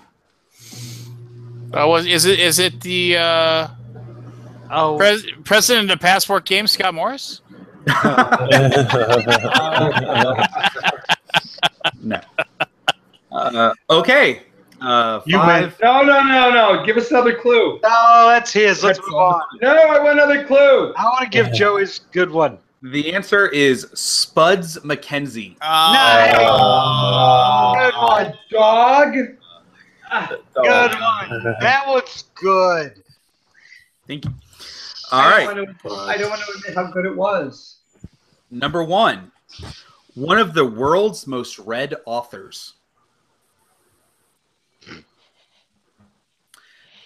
Number 2, portions of his work have been on the New York Times bestseller list longer than any other author.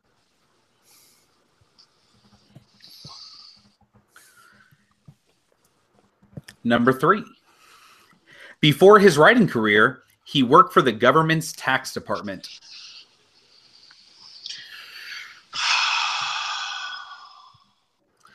Number 4, some people have found his writing to have overly religious undertones.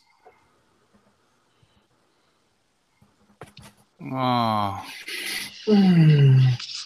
Number 5, his writings were originally published in Hebrew.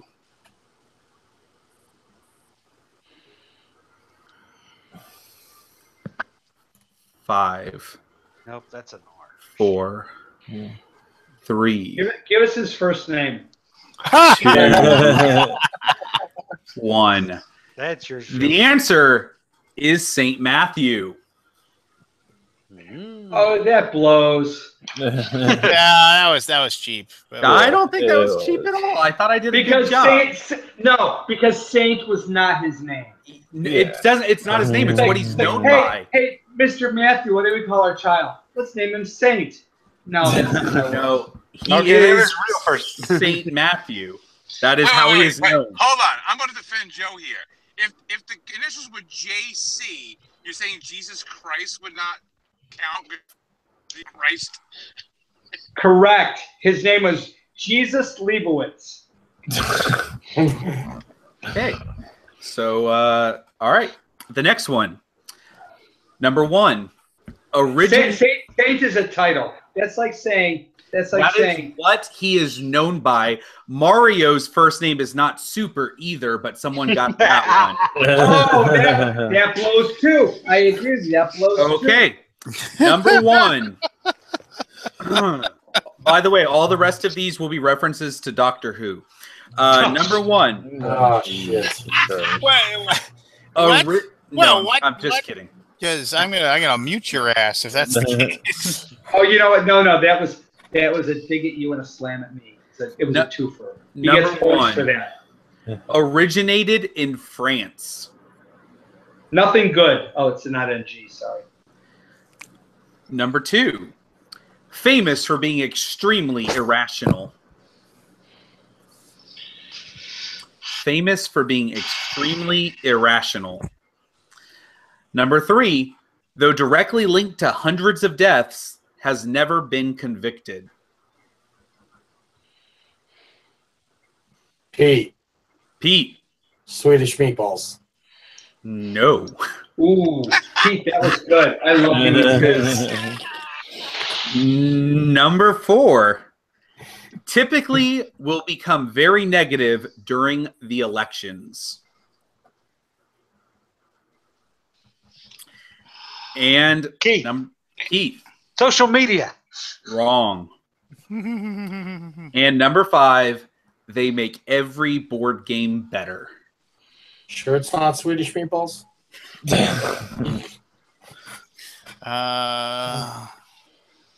Jim. Saint-Michel! Oh, yeah, you got it. Good job. No. That means without Michael. Make every board game better. Well, Sock Monkeys would fit right here, but I don't think that's. Yeah, that's true. They would make any board game better. Barrel of Sock Monkeys. I think. Do you want me to go through them again? Yeah, go through them again. Originated in France. Famous for being extremely irrational. Oh, I'm sorry, I read that wrong. Extremely erratic. Oh, that changes everything. This contest is null and void. Everyone still has the same opportunity. Directly linked to hundreds of death, but never convicted. Typically will become very negative during election times, and they make every board game better.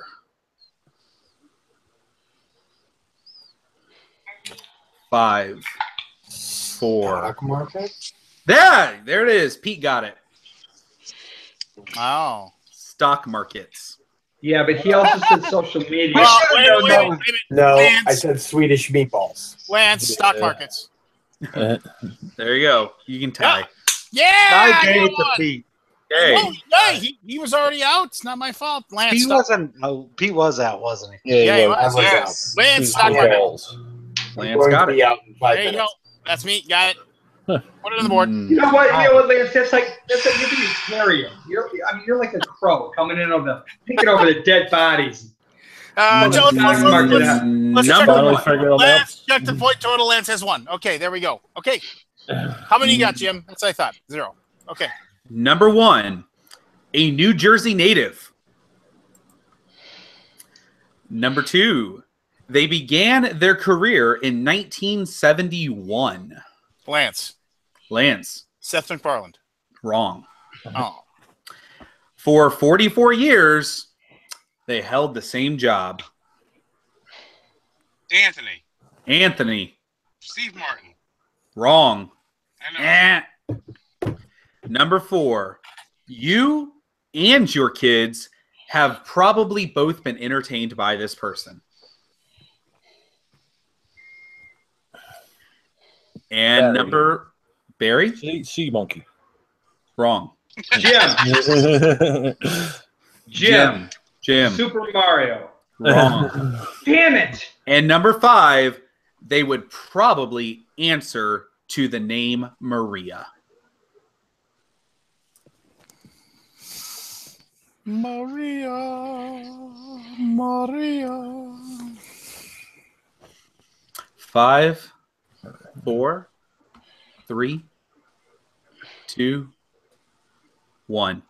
The answer is Sonia Manzano, who played Maria on Sesame Street for 44 years. Sonia Mazzano. Okay. That one. I'm gonna defend Joe again. You complain every time someone says of a celebrity you don't know, but you, Lance Mikester, put little Albert in one of your initials that no one would know. Little Albert. Anthony, you sound very small and far away. Yeah, which is exactly where we want you.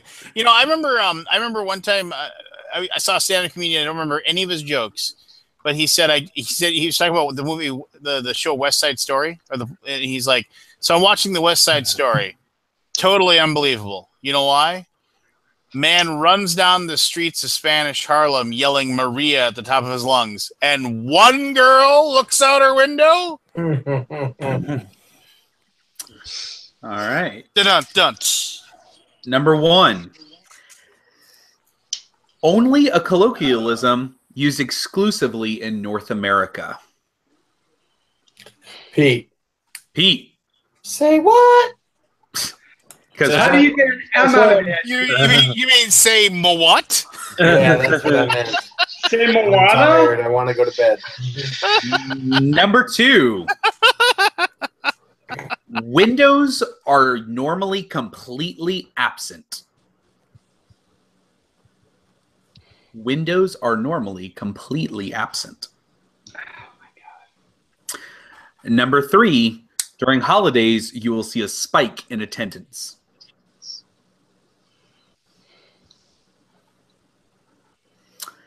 Number 4, Dubai holds the record for the largest.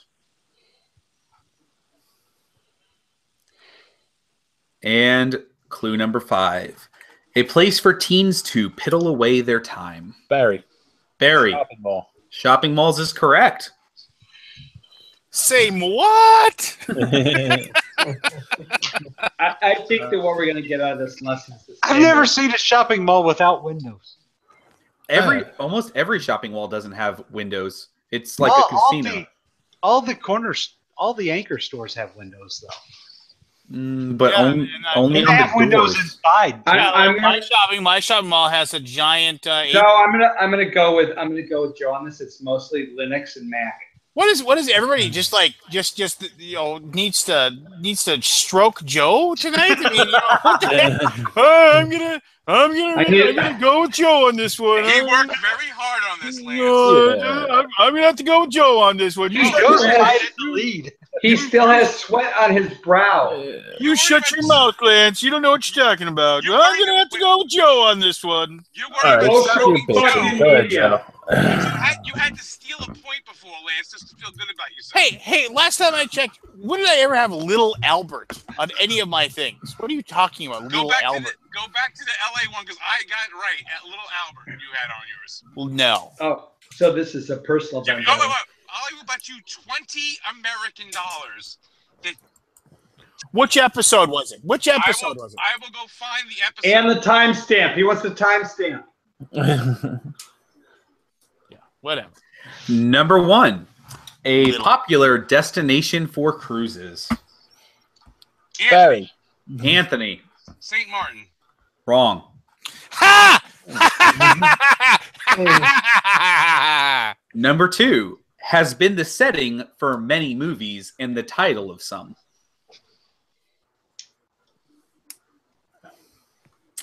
Number 3, at one point was thought to be the wealthiest area in the world. Oh, what the fuck is his name?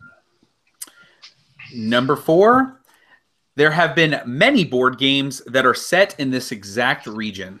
Oh, I know. Yeah, but you're out.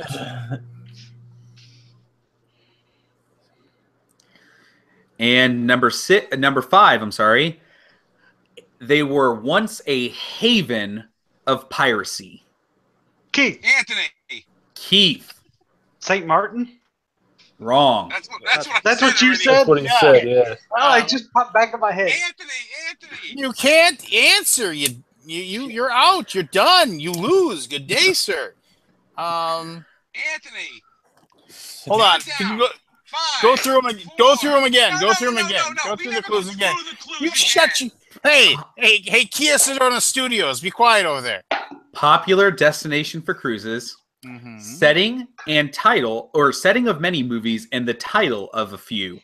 Mm-hmm. Thought to be the wealthiest area in the world at one point. Many board games are set in this exact region, and were once a haven of piracy. Lance, forget it. Hold on, let me think here. No, 5, 4, 3, 2, 1. Hey, who's in charge of the game? Are you in charge of the game? 4, 3, 2, Lance. Lance. 5. Same what? Anthony, what is it? San Marco. It's the Spanish Main. You had 2 chances and got it wrong both times. St. Martin's part of the Spanish Main. Wow. All right. Number 1. Released in 2016. You know, the evilness that we're feeling right now is the reason why we have to get rid of this game. All right. So what was the released in 2016? All right, 2016. Gotcha. Number 2. Some assembly was required. Number 3. Worst rule book I've ever read. All right, so that means that's one of mine. Yeah. Number 4.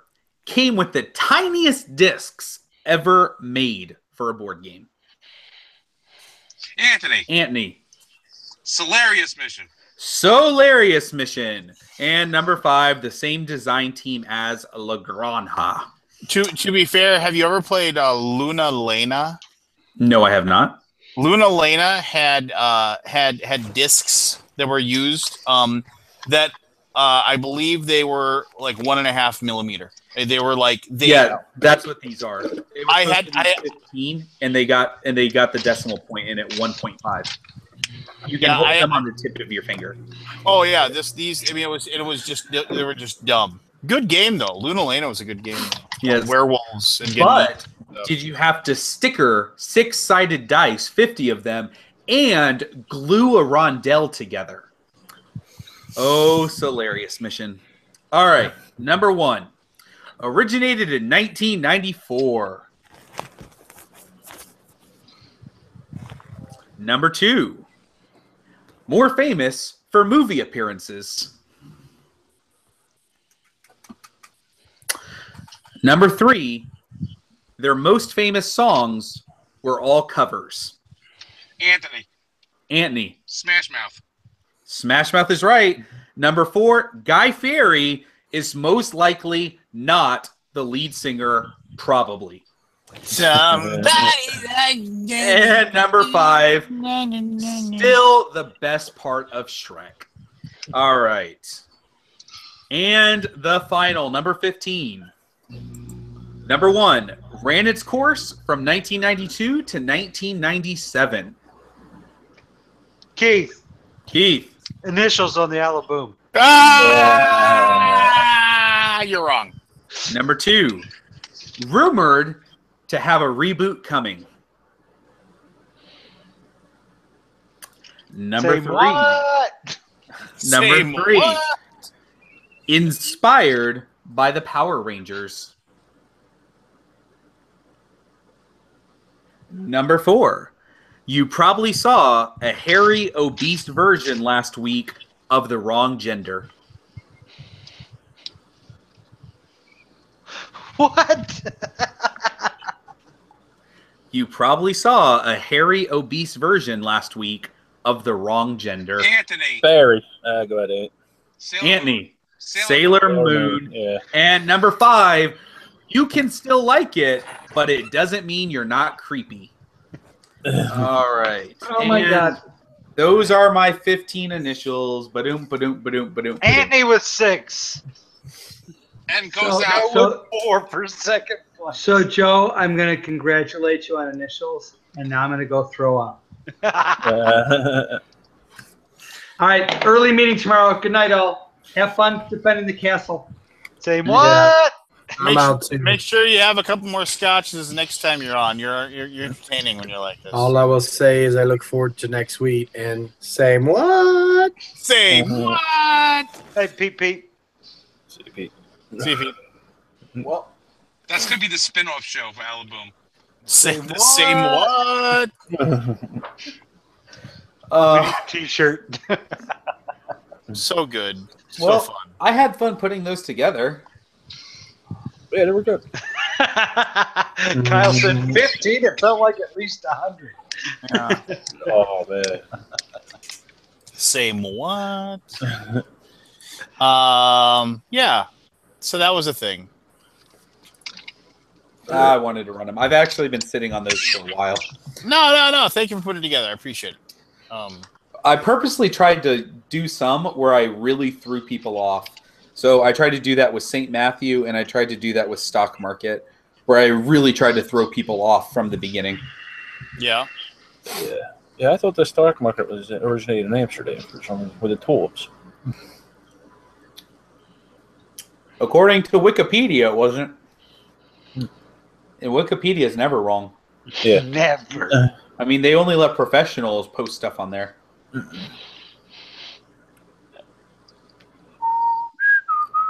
So, Pete, did you put Shark Island front facing just to kind of stroke Pete? Yeah, I put that there for Pete. Has anyone played it yet? I have not played it yet. But Pete and Richard both signed it, so it looks cool. I played Delve the other day. That was okay. I want to see what it's like with people. I would agree with that statement. Yeah. I tried Clank in Space. Oh, You know How what? was it? It's Clank. Did they change anything at all, or is it just different? Yeah, what they changed is it just run to the first artifact and jet right back out as fast as you can. To get to the artifacts, you have to go to at least 2 other modules of the ship before you can go get an artifact to basically unlock the bridge of the ship, if you will. And the board's modular, so you can change it up and have different maps as you play it. That's the main difference overall. There's teleporters and some stuff like that, but otherwise it's still Clank. So if you like Clank, you'll like Clank in Space. If you don't like Clank, I don't think Clank in Space is going to change that. But otherwise, it's the same game in space. Anthony, did you get anything off of the Hollandspiel sale? No, No? I didn't. Because I have no one to play it with here. And I have to get other games played before then. So. But that's the thing, is you can play these games by yourself. I have enough games to play by myself. So Clank in Space, haha, this week. I don't think people should have gave everybody a bunch of crap because they were disappointed in the announcement. It's people said, "Hey, I'm looking forward to this game," or "Here's a big secret game. There's a game coming. I can't tell you what it is." Hype, right? But in the end, you know what? Based on the demand for the game, there was demand for the game. So some people were definitely excited for it. That's what I said when the people they were saying. I was like, well, obviously people were excited because it sold out every day. I wasn't like, oh my God, that's the most exciting news. I was disappointed in the news, but I wasn't mad at the people that said, hey, this is one of my most anticipated games of Gen Con. Because guess what? That's their most anticipated game at Gen Con. Who the hell are you to tell them they shouldn't be anticipating a game they like? Freaking Reddit assholes. So, well, that's your fault for going on Reddit. I didn't, but I heard about it from. So, those of us that were at Gen Con, what do you guys think were the hot games? Like, what were the have-to-have games there? I definitely saw a lot of people that were really excited about Ex Libris. Well, Ex Libris didn't have a ton of copies, so people were excited for it because it was new, it was Renegade, it was hot, but there wasn't a lot available either. People were running for Bunny Kingdom. People were hot a little bit for Mountains of Madness. People were hot for Clank in Space. People were hot for L5R, and I saw a lot of TI4 being carried around too. Cmon didn't have anything, did they? Like nothing like special. No, they had like Massive Darkness was new early copies, but I mean, the people that really want that kickstarted it. So there were some people picking that up, but Cmon didn't have any new hotness to rush for. Paizo's booth was always busy. Plaid Hat didn't have anything. Plaid Hat had a huge run on Warring Colonies. They had a big ass stack of that, and it was gone the first day with a massive line. People went after Warring Colonies really hard. Did you see their stuffed fables coming out? Yep, I saw that. I think that would look really cool. I bet Lance is going to pick up a copy of that Story Fables game. That game looks freaking awesome. I'll play that with my daughter. That's what I was going to say. Like they literally made that game for gamers to play with their kids. Like it's like a continuation of Mice vs. Mystics, like not in that universe, but they're like, you know what, we're going to do Mice vs. Mystics and build it from the ground up to be this thing for gamers to play with their kids. Yeah. Let's see. Day one sellouts for Asmodee that I saw that they sold out of were the Mysterium expansion as well as the Jamaica expansion. Oh, Spirit Island was super hot too. Yeah, Spirit Island flew out the door as well. That's correct. I tell you what, Chip Theory was selling a lot of Too Many Bones. They brought more in. Capstone sold out of the Climbers by the end of the con. And almost sold out of the Ruhr. And for a really boring Euro game about shipping coal, that's pretty good. Rhino Hero Super Battle, there were only 50 copies, so those were gone in an hour. The Climbers is really cool, by the way. I picked that up. Yeah. Ignacy sold out of First Martians, and he bought a lot more than he's bought ever of any game. Yeah, so I figured it wasn't like people mobbing for it, but I mean, it was a steady sale the whole con. It looked did Wasteland sell out, or did they still have a bunch at the end? They still passed when I left on Sunday. Yeah, I mean, when I left on Sunday, they still had stacks. So. It was. It's a tough sell. You know who sold a lot? But did not sell out? Restoration Games, because they accidentally got a double shipment of what they were supposed to have at the con. Yeah, that sucks. But they sold a ton. They said they would have sold out had they not got the double shipment, so they sold a lot more product that way. Yeah. But they sold a ton. They were super busy. And while Pandasaurus may not have sold out of Wastelands Express, they sold a lot of it. They sold a lot. Yeah, they sold a lot, and they put a lot more out during the show, too. Speaking of Pandasaurus, a game not out that I'm excited to play. The roller coaster game that Scott Alms is doing with them. That looks fun as shit. Yeah. That looks super fun. So that actually was another question I was going to ask. Did anyone see anything at Gen Con that maybe wasn't available to buy, but they're super excited for it? Like they just saw it, got really Seventh Continent, but I get it on Friday. So there you go. I want to play the marble game. The one I saw was Mind Clash's new game. They had demos of that, Cerebria, and that looked amazing. It's got these... And I wasn't impressed with that one. Like, the production is awesome for that prototype, whatever they have there, but based on their other two games, it's totally a different kind of game and not my cup of tea. I mean, I'm willing to try it just because, I mean, they're kind of trying to stretch whatever, and I mean, I'm willing to give weird games a shot because they might surprise me. Yeah, it's 2 versus 2, or 1 versus 1 or 1 versus 2. Mhm. But it's very pink. It's got some huge painted minis, though. It's going to have like real like Mexiverse Minion style painted minis in it, which is kind of cool. Yeah, there's only a few of them though. There's only Like 4 of them. Yeah, like 4 or 6 or something like that. Yeah, very small amount. Other than that, what else did I see there? Didn't see that much. Yeah. Let me think of what else I saw that was moving. Well, like Merlin that was mentioned earlier is one not out yet that I'm interested in checking out. I don't know. When I played it, I just felt like I was playing Feld again. But no, I like Feld. That's why I want to play it. What was the other one? Shite. So I saw a prototype. Agra, I want to see. Agra, yeah. I saw a prototype there that I actually thought looked really cool called Gravity Warfare. And it kind of seemed like it had a cosmic encounter type vibe where people are kind of like, making negotiations and stuff like that. But when you do battle, there's like this little clip on this like ring and it kind of spins back and forth.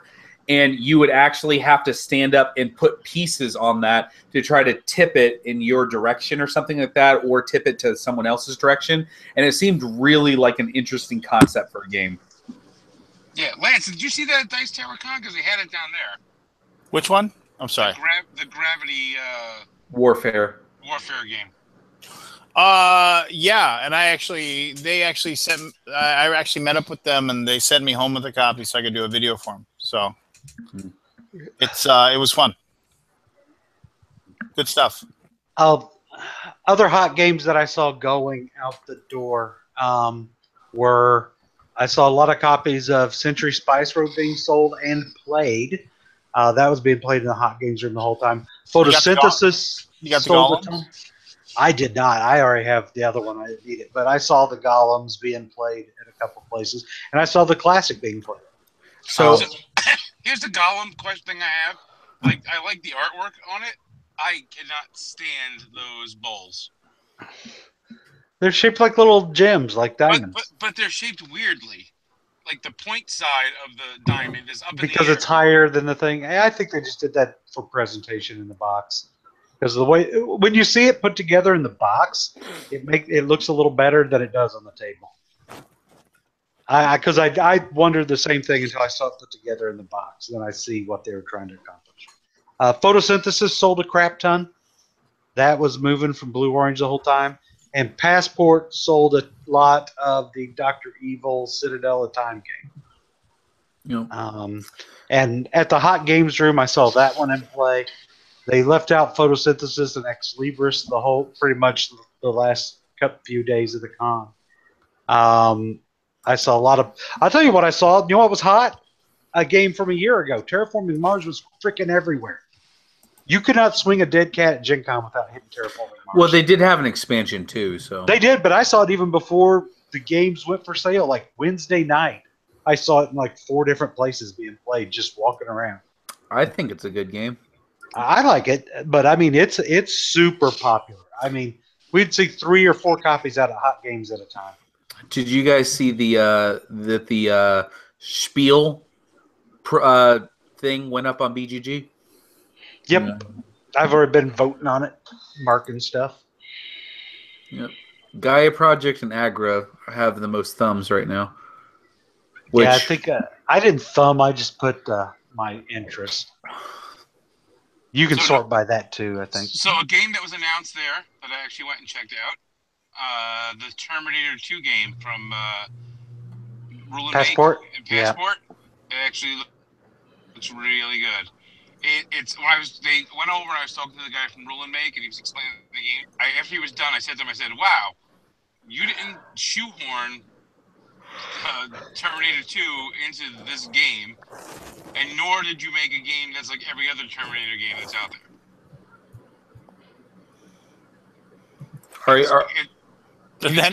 And then you put on your pants. Just you were telling me about it. The artwork is like well done too. Didn't you say that? Yeah. So the funny thing was when they got the license for it, they basically said, "Oh, here's all of this, artwork and everything you can use. We'll do our own.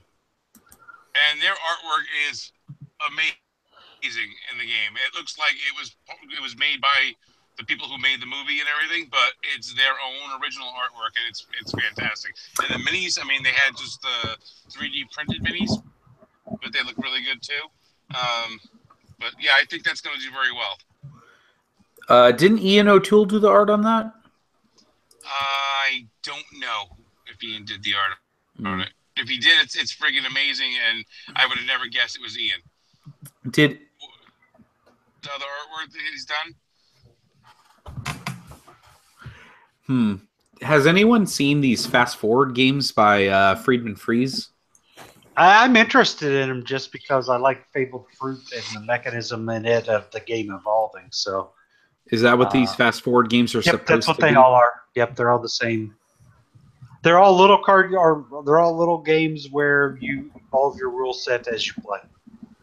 Hey, Anthony, what was the Terminator game called?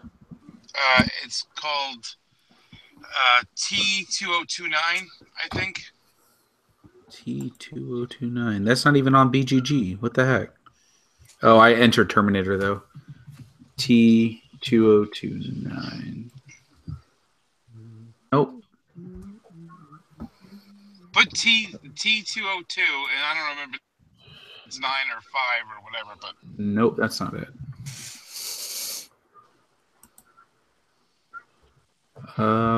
I'll just look up by publisher and passport. I'm actually curious now.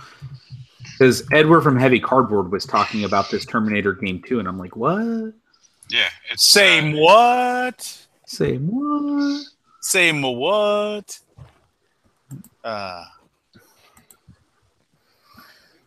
Good stuff.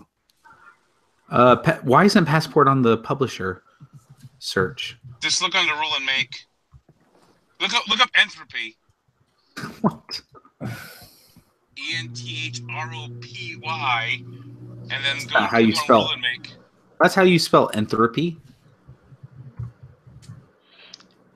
What the? Entropy is not a word. It's entropy. Try entropy. ENTROPY. Yeah, I tried entropy under publisher and nothing came up. Huh. Yeah. Yeah. Good stuff. Oh yeah, Fallout. Somebody mentioned Fallout in the chat. I played the demo of that. I want that shit. What would you liken it to? Kind of a choose your own adventure game set in the Fallout world where you get to fight monsters and level up. You've got quests to do, and your quests can branch into other side quests depending on what you complete on the quest. So the quest will say either, like, the first will be kill a humanoid to kill a synth or do something else. So depending on which one you do that triggers that quest, it sends you to another quest, which can then open other quests and side quests and stuff like that. So you're going around trying to complete quests. It's telling a story. It was neat, and I love the theme. So I will be all over it when that comes out. No, you know what did well too with the show? Hot Shots. Part 2? No, the original. Oh, hold on a second. Hey, should I buy Lisboa now that I can get it for $70? I got a free copy at Gen Con.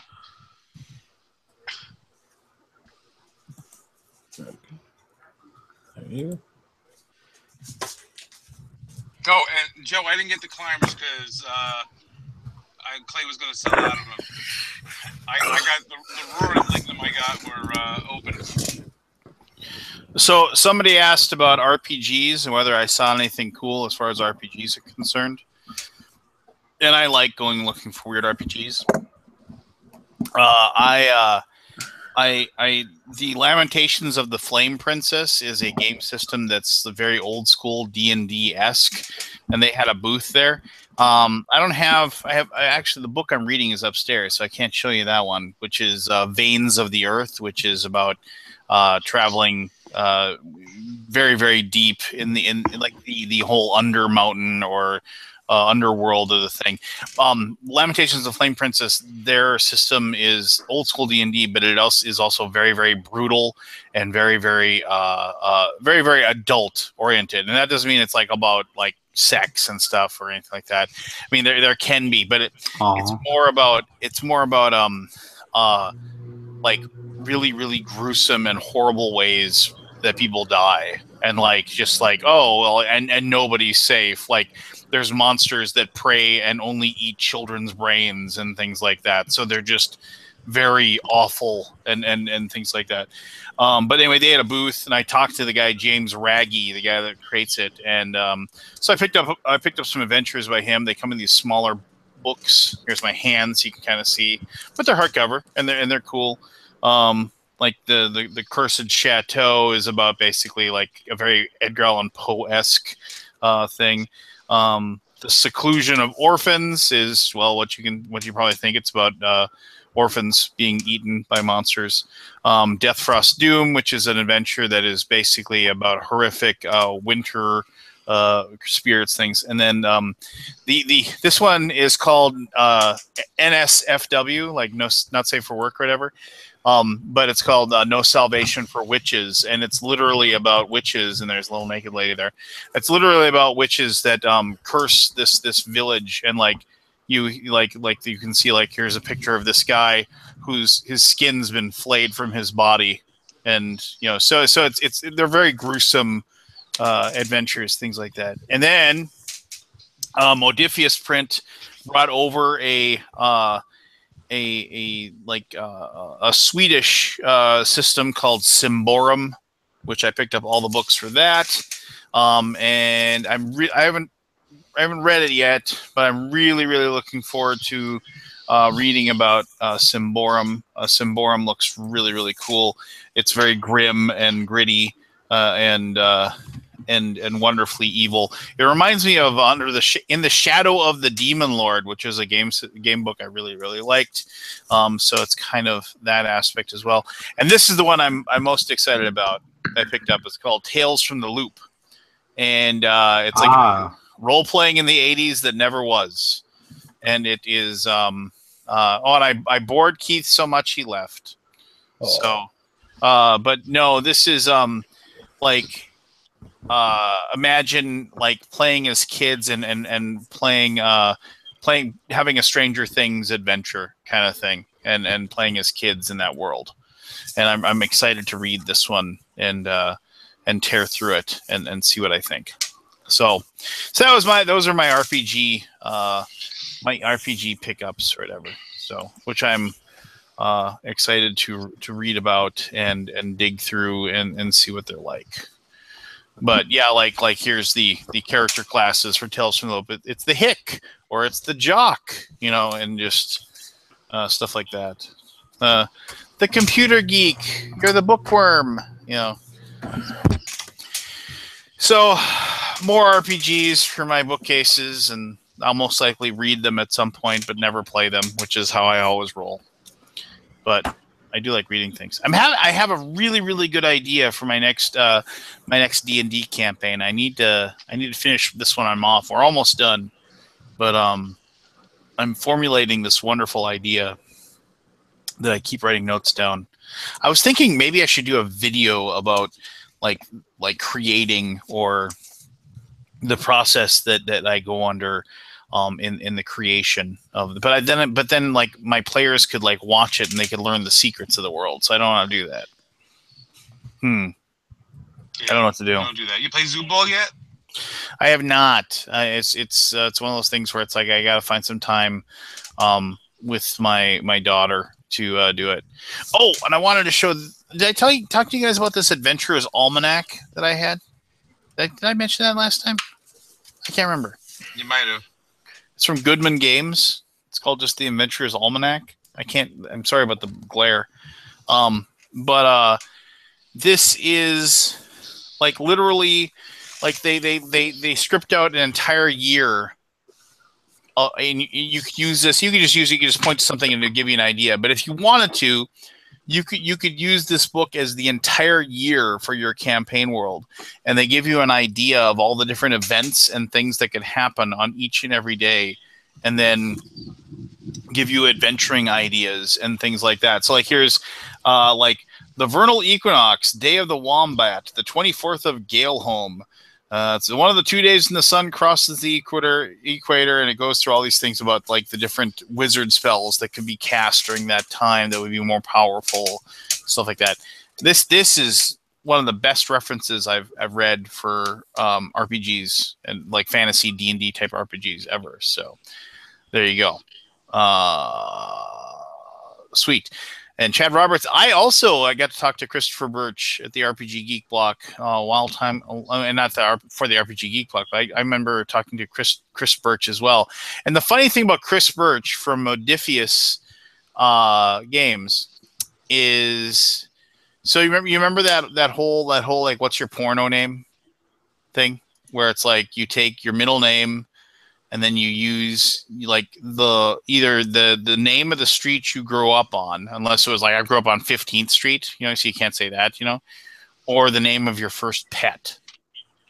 So Joe, you're like, what's the name of the street you grew up on? Bowen's Crossing. Bowen's Crossing. So what's your middle name? Aaron Lee. So Aaron Lee. So Aaron Lee Bowen is your porno name. Or you could say Aaron Lee Crossing if you wanted to. You could pick one of those things. But I could use my pet's name. So Aaron Lee Venus. That might be a better porno name. Oh, yeah. There you go. Mm-hmm. That would work. Anthony, what do you got for me? I grew up on Mikester Road. Well, no, because like the thing is that my middle name is Christopher, and I grew up on Birch Lane. So my porno name is Christopher Birch, and the guy from Modiphius, his name is Christopher Birch. So I remember like when we were emailing back and forth, like he'd email me, "Oh, Christopher Birch." I was like, "Wait a minute, how did my porno name start emailing me?" But no, just his name. In an alternate reality. I suppose, yeah. In an alternate reality. But, all right. Well, this was fun. Barry, what's your porno name? I don't know. James Olive. James Olive. Mm-hmm. I always said that if I was a professional wrestler, and I think I've said this before, but in case anybody's forgotten, I always said my name would be Richard Fitzwell, but my nickname was Dick, and that was going to be my so Dick Fitzwell was going to be my my wrestler bad guy name. Your wrestler / porno name. Yeah, Dick Fitzwell, and I was going to have and my friend Matt was going to just be called the Drunk. That was just going to be his, and so like we would be a tag team where he would forget to show up because he was too busy drinking, and like the tag match with me being beat up by the other two people, and they cut to the camera of him in a bar slumped over a counter or whatever and not being available. That was probably not going to make it too good with that gimmick, but the Drunk. There you go.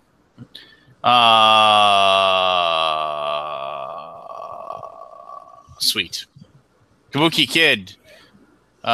She's worried about people social engineering information from her, so she gives bogus answers for dumb questions. I saw something that was really weird.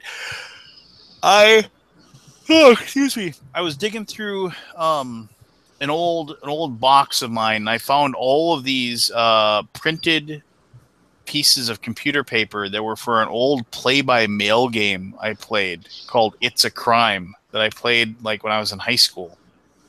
And when you ran into somebody in the game would provide you with their name and their home address. And I was like, that's crazy. Like now there's no way on earth we would ever like share that kind of information with anyone. You'd get an email or anything like that. But that was before email. You had to actually write somebody a letter. You would take out a piece of paper, you would write on it, you'd stick it in an envelope and affix a stamp, and that's how you. What's a stamp? Dear sir, Yeah. I am writing to you. In regards to your gang location, and yeah, that was a fun game. That was a fun. I remember when I played a lot of those play by mail games, and they were really fun. They were really enjoyable. It was something you'd like be so excited to get it to show up, and yeah, good stuff. So, but whatever. What am I talking about? Crazy. Who knows? All right. Well, does anybody else have any final thoughts or whatever? They have any I'm anything? retiring as the initials champion. Well, well, fine, but I mean that one was played under protest because of the fact that there were some errors. Some of them weren't. So I mean, it's a tainted win, but that's fine. We can remove those, and I still win. Well, I don't. 'Cause I didn't even guess. Well, yeah, I understand that, but unfortunately, I'll bring this to the commissioner, which happens to be me, and then I'll get a ruling. So. So the funniest thing at Gen Con, I had your wife laughing, was we were playing that not really a post-apocalyptic game. We were playing that prototype game. Yes. That night, and Lance had such a bad run at it for a while, and then he put his hands up on the side of his head and pushed his hat up just enough. His head was getting bigger, and his hat was getting smaller. Because it was rising up sitting on the top of his head. It was quite enjoyable. Yeah, I had such everybody else had like turns that lasted like 20 minutes because you had like 17 cards and all these different powers. I was like, both of my buildings have blown up. And your 2 event cards are both negative. Yeah, my 2 event. So here's your 2 event cards. Oh, one of them kills this guy, and the other one takes all this guy's equipment and throws it away. So that was my turn. What do you do? Well, I get to do this and that and the other thing, and so it needs more play testing. Everything is coming up, Lance. I was just like, yeah, I was not excited. That was interesting to say the least. So, but yeah, there you go.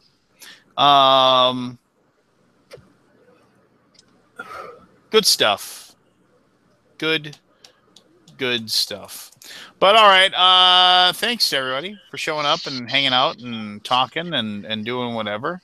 Hope everybody enjoyed the show, the big show. Barry, thanks for making it, man. I'm glad that you first time back in front of a computer and you spent it with me. So I appreciate that. Yeah, I've been unplugging. Yeah. So what have you been doing while you unplug? Well, today I cleaned up the pond in my hallway because the washer machine overflowed, and then the pond. Yes, watched the eclipse the other day, and then was down the shore. Play games, stuff like that. I've been doing little stuff around the house. Yeah, I'm starting to get back into a groove. So, yeah, well, good for you. I'm glad that you cleaned up your pond. Yeah, and then I fixed the washing machine. Oh, you fixed it? What was wrong with it? It has a pressure valve that has a hose. The hose just disconnected it. Just pop the hose back on. It's fine. It didn't know when to shut the water off because this pressure valve was disconnected. Okay. That was the problem. Lance, I fixed multi-million-dollar trains. A washing machine's nothing. Okay. Oh, well, geez. Didn't know about the trains, I guess. Lance's VCR is still flashing 12 o'clock. I did like way back in the day when my washer started like burping water out from underneath it. I remember I fixed that one because it turned out it was just a clogged filter, which I had to just wasn't like technically fixing anything. I did think it was funny that it was blinking an error message, and then I Googled the error message, and then they said, "Oh, well, if you don't know how to do it, here's the deal. Like at the bottom of the washer, you can't see it unless you like get on the ground basically and look at it. You'll see there's 3 screws that hold this front plate in." And they said unscrew those 3 and then pull the plate out, and there should be a fixer's manual in there that will tell you what your code is. And I was like, what? And so sure enough, I opened up and there's this manual like taped on the inside of my washing machine. And I pull it off. It's got that like that gummy tape, like that stuff that like it doesn't rip anything. You can just pull off, then you just and I was researching that, and they basically put that in there so when the guy that fixes and charges you $80 for coming out to look at your thing, he doesn't know how to fix it. He just this manual will tell him how to fix your washing machine, and they just put that in your washing machine so you don't know what's there. And so I took it out and I read it, and I read about how okay, so I've got a blocked whatever thing, and then I just figured out how to do that, and then there you go. So what you're saying is the qualifications of being the Maytag repairman. Know where the screws are. Yeah, basically. Yeah, that was the long and short of that. And suffice to say, I was a little annoyed at the fact that they would have gladly taken my money if I had called about them. So and some guy would have come out and like I don't know, would he have like shoved me to the side and said, "Okay, you can't watch me do this," just like, and then he would just hand you a bill for $200. Well, there you go. There is that. But I don't know. Whatever. You just got to make money somehow, right? Even if it's jamming people or whatever. Well, it's not jamming. If you don't have the knowledge, then you don't have the knowledge. You don't. Yeah. Fair enough. Oh, did you guys watch the eclipse at all? Yeah, I did the whole thing. I didn't. I was sleeping. Where? The cosmic ballet continued, and you slept through it. Yeah. For me, it was only like I was in South Jersey, so it was like I think it was like 77% or something. Yeah, it wasn't worth it. Yeah, it's the first one I've seen though. Yeah, well, there you go. There's another one in 7 years that's going to be closer to us, Barry. Yeah, but I might be dead by then. Well, we all could be. Yeah. And on that happy note, on that cheerful discussion, yes. So, all right. Well, just thanks everybody for being on the shoe and talking about whatever and doing the thing and the guy and the stuff and whoever. If there's, as always, if anybody's got any kind of any suggestions for the show, they can definitely email them to Anthony at something. Secret Cabal. Why are you emailing me? Anthony at secretcabal.com, and then they can suggest those. If Tony actually uses his full name, he's been getting all these suggestions about. I'm getting all these things for this Alaboom. I don't know what that is. Oh. Well, no, it's ANTKNEE. Antney. And but I'll respond to you quickly from my mailer. Here, live from Kia Sedona Studios. Too good. All right, boys. Well, it was good talking to you, and I'll see you next week. Goodbye. See you.